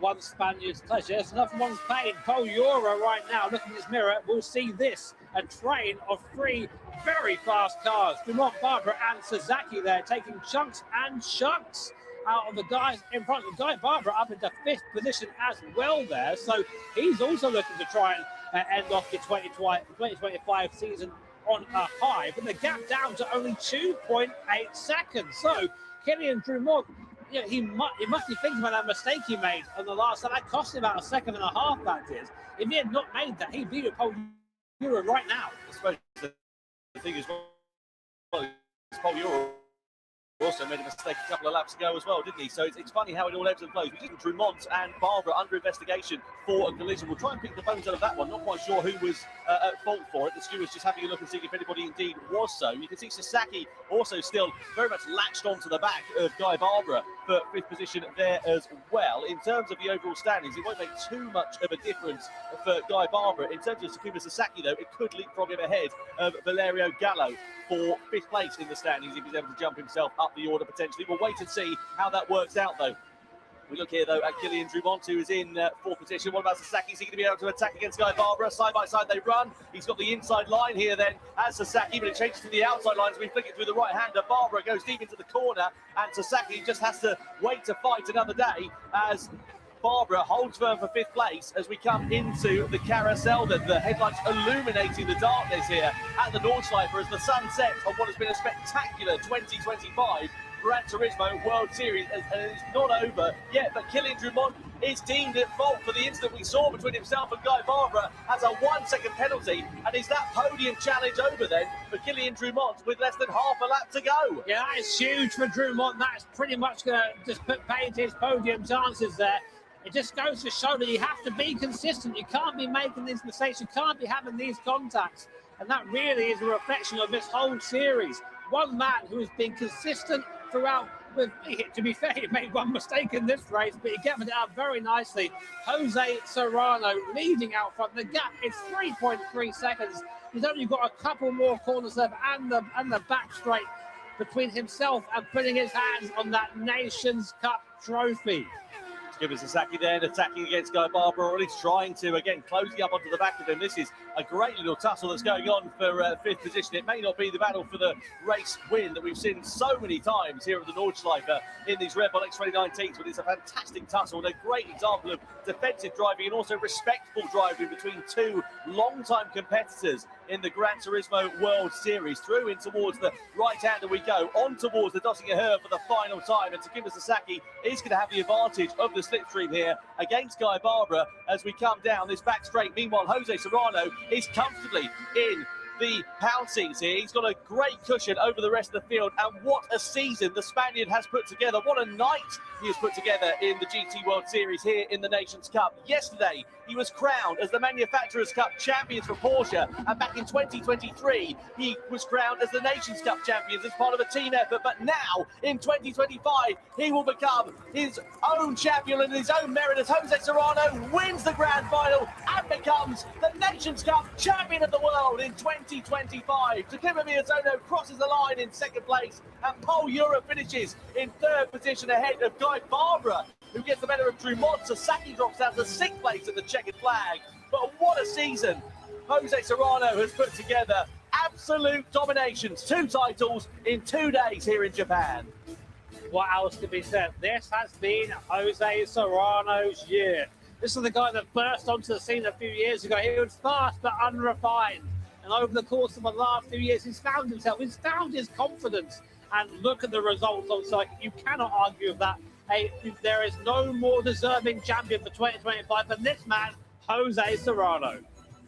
Fantastic job from Jose Serrano. What a feeling that is going to be. He is quite literally on top of the world at the end of our 2025 Gran Turismo World Series. Angel Stroza, as well as Takuma Sasaki, also there celebrating with him. We just saw Pol Ura on the right-hand side of your picture, and well, Pol will be disappointed. He was in a great position going into the event here tonight, but sadly fortune has not fallen in his favour. It has very much fallen in the favour of Jose Serrano, and also he's proven to be extremely intelligent in terms of the strategy calls. This man here, the outgoing champion of Takuma Miyazono, who we just saw a couple of moments ago, well, what a race, what a season, what a brilliant drive from this man.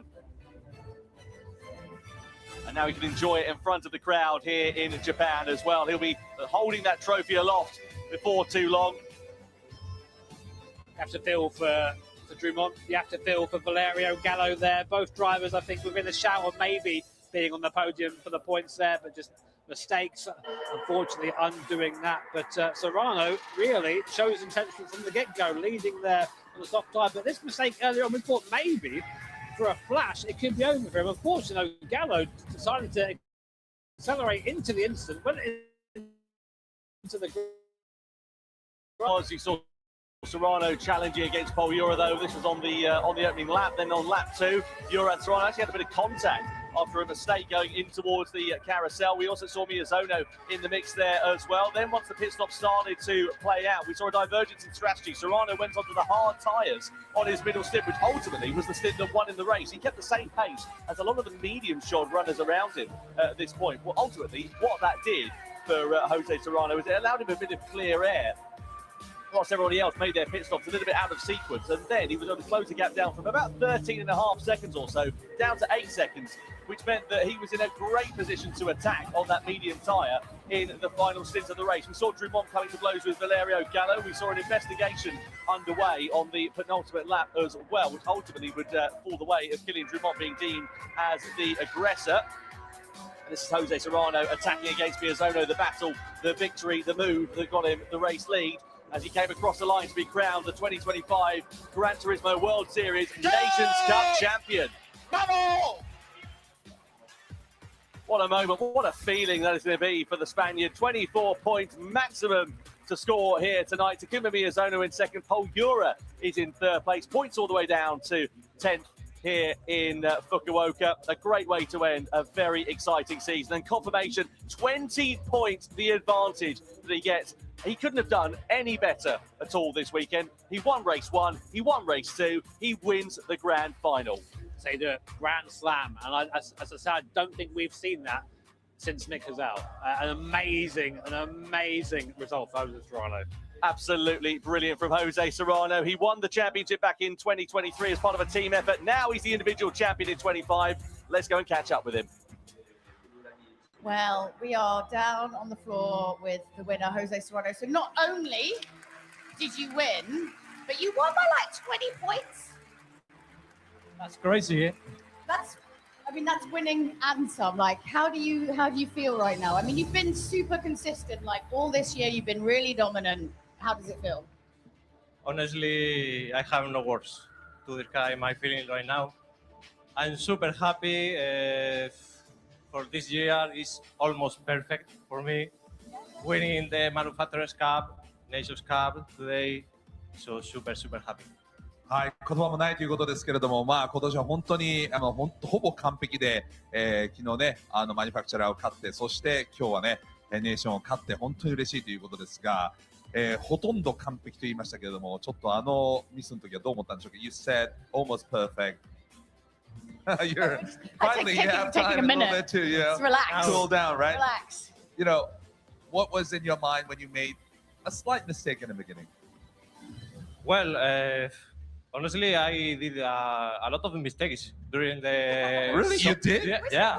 During the soft tire, I did a lot of mistakes, but. Came in on 0% fuel. Yeah. That was amazing. Were you calculating that? Yeah, exactly. Wow. Are you really good at the petrol station? Can you do that? Yeah, like 40.0 kind of things, I right? need it to be 20 euros exactly. いや、ゼロで入ってきたのはもう計算通りだったということで、ね、ジュルスがね、ひょっとしてガソリンスタンド行った時にちょうどギリギリ20リッターとか入れることができる人ですかっていうふうに聞いてましたけどね、ちょっとずつね。Yeah, amazing. The strategy wise, you prepared everything, right? Yeah, the strategy was perfect. Last year I did the wrong strategy. I think I did soft, medium, and hard, and today I say, okay, I did another strategy and it works perfect, so happy. Also, no, please. Okay, can I just connect with the audience? Sorry. Yeah, 去年は間違った戦略をやったと思ったので、今年は戦略を練り直して完璧な戦略ができたということですね、ジョース。I'm too excited. I have no patience. I want to ask 48 questions. But you also, this is quite a fun fact. Would you like to know what Jose's maximum heart rate was during that race? 129. Wow, 心拍数。I feel like that's just me normally. 129。129というのがレース中の心拍数の最大だったそうです。Wow. You're too cool for school. 結構落ち着いてますよね。130以下ってね、200いってもおかしくないぐらいだと思うんですけども、ね地元のみんなには何か言いたいことはないんでしょうか。Any words for your fans back home in Spain? In Spanish. In Obviously. Spanish, of course. Of course, yeah. But we can't translate that, so. Yeah. Well, you can translate it afterwards. Bueno, por fin puedo hablar español aquí. Estoy muy contento por la victoria. Tenemos afición por ahí, la estamos viendo. Gracias a todos por levantaros temprano desde allí, desde casa. Gracias a todos por seguirme durante todo este año y tú durante todos estos años. Gracias a mi familia por el apoyo también. Gracias a mi equipo de eSport Team Falcons por todo el apoyo este año. Y pues nada, el título se viene a casa, chavales. You can see them behind you. Yeah. Let's see the flag. The Spanish flag. So, can I guess what the translation was? Was it thank you to my family, to my esports team? Yeah. Did I miss anyone else? Thanks for the support or my supporters. That's it. That's it. Yeah. All right. So that's from the floor. Back to you, Tom and Jimmy. Congratulations, Bravo! Yeah, thank you very much indeed, Sasha. Thank you to Jules there as well. Jose Serrano there just thanking his friends, his family, thanking the Falcons team, thanking Gran Turismo, thanking everybody, basically, for what was a phenomenal season. You can see the outpouring of emotion for the Spaniard there and what it means to him to be crowned as the 2025 Gran Turismo World Series Nations Cup champion. Vote for your Dunlop driver of the day, Jose Serrano, Takuma Miyazono, or Valerio Gallo are your options there. Get involved with it and let us know on YouTube who you think your driver of the day was from that one. Jimmy Broadbent, I dare say that your Dunlop driver of the day would probably be Jose Serrano, given the performance we saw today. I mean, how can it be anybody else? I mean, that's not to take away, of course, the abilities of Takuma Miyazono and Valerio Gallo, but this guy clean sweeps it. He is clearly the driver of the day, the driver of the year.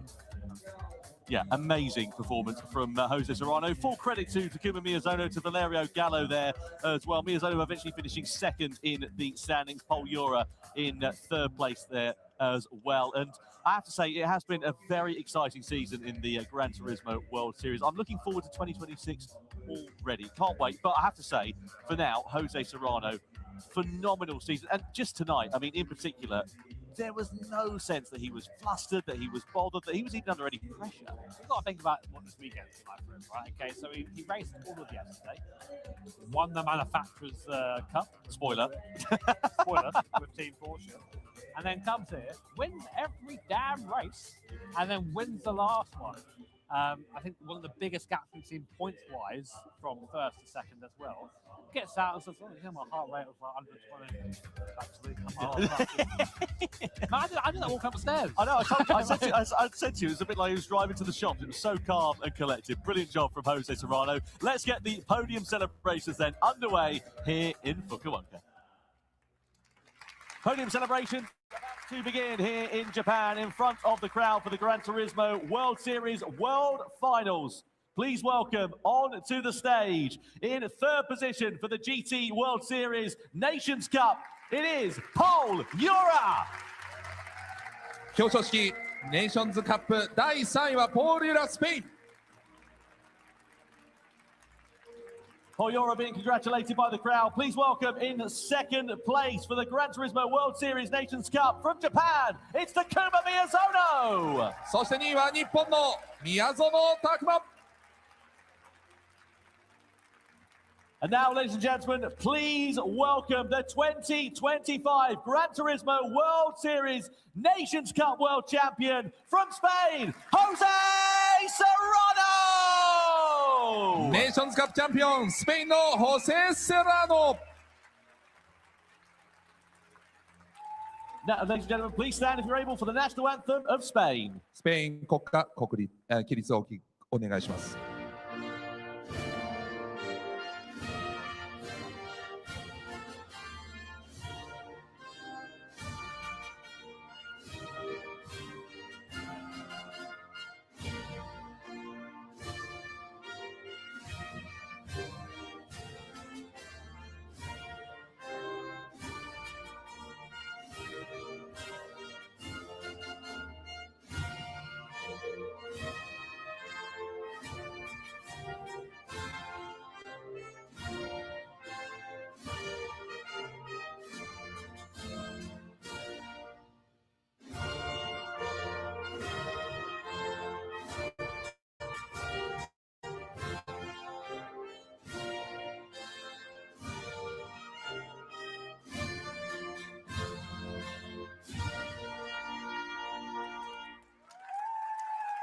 Jose Serrano, the 2025 Gran Turismo World Series Nations Cup champion of the world here in Fukuoka, Japan, the venue for the World Finals. Now time for the podium trophies to be presented. Third place, Hitoshi Hino from Dunlop makes his way onto the stage. 3位のプレゼンターはダンロップの日野仁様です。 And Hino-san awarding the third place trophy to Spain's Pol Jura. 3位のポール・ユラにメダルを贈呈いたします。 Second place trophy being presented by Andreas Schicker from Corsair Fanatec as he makes his way onto the stage. 2位のプレゼンターはコルセールファナテックアンドレアス・シッカー様です。The second place medal being presented to Japan's Takuma Miyazono. メダルが2位の宮園選手に贈られます。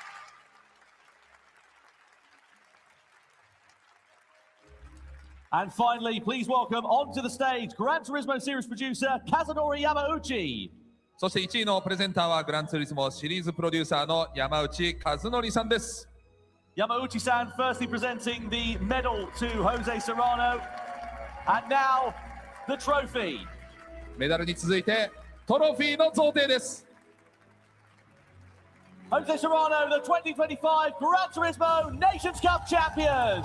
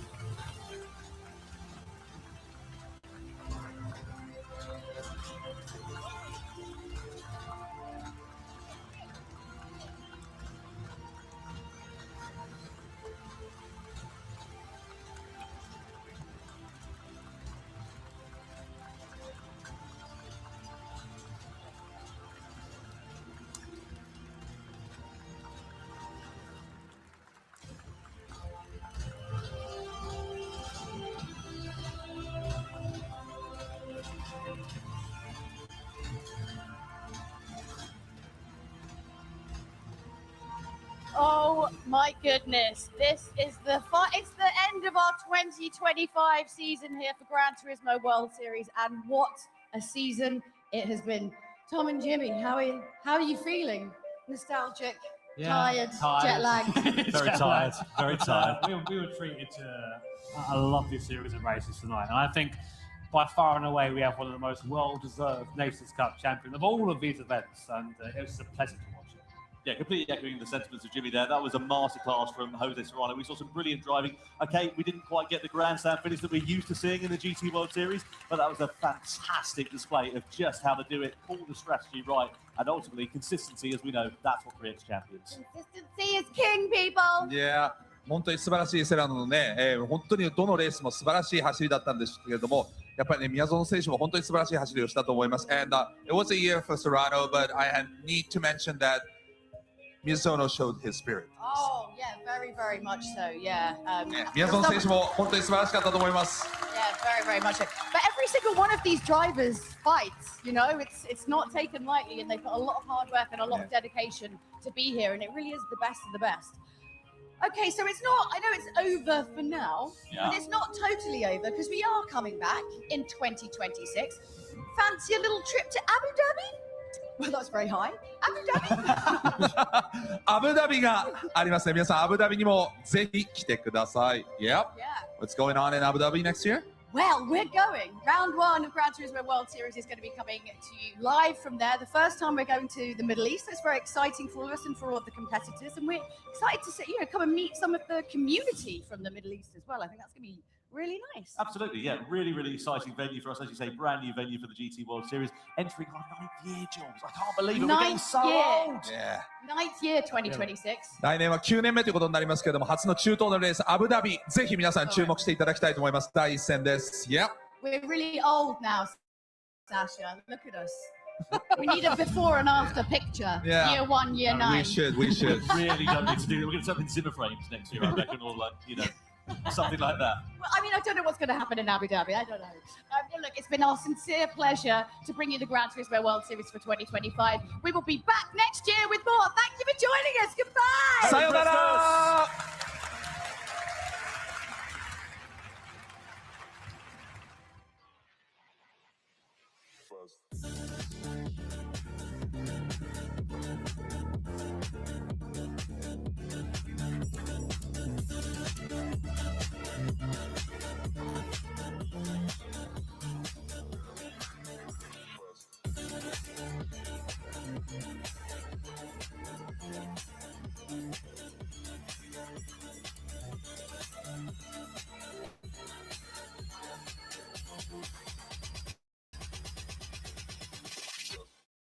PlayStation。Well, what ways? Like I said earlier at the beginning of the stream, the Manufacturers Cup of the final round of this season was very dull, but my World Aces Cup cheered me up. Although I felt bad for Wab, he just needed a break or something. I felt bad for him. He just needed a break or something like that.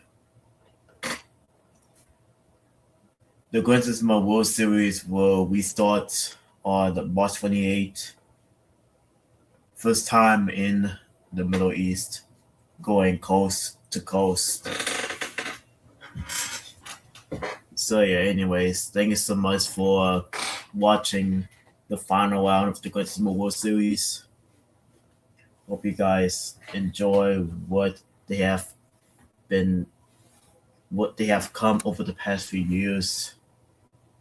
Special thanks to everyone that's involved. And yeah, past streams, and also great effort to those EG7 drivers, but also congratulations to Jose Serrano, your Nations Cup champion. And I'm not going to say congratulations to Porsche, but I would say good job to Porsche on the Manufacturers Cup champion. No, Porsche Serrano's the Nations Cup champion. That's what. Anyways, oh yeah, that's all I gotta say. That's all my mind was thinking of. That's all I was thinking. So yeah, I hope you guys enjoyed it.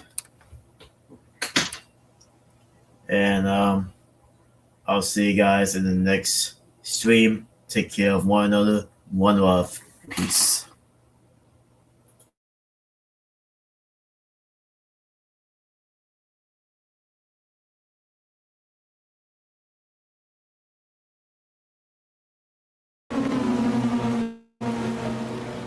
If I made a mistake, then I would have to retake and do it once again, even feel the pain. But there also lays a prize, and that made me realize that even if I was to fail, it will be a learning trail. If I hope for a trophy, I just can't rely on luck. I must do hard work to show the world what I can do.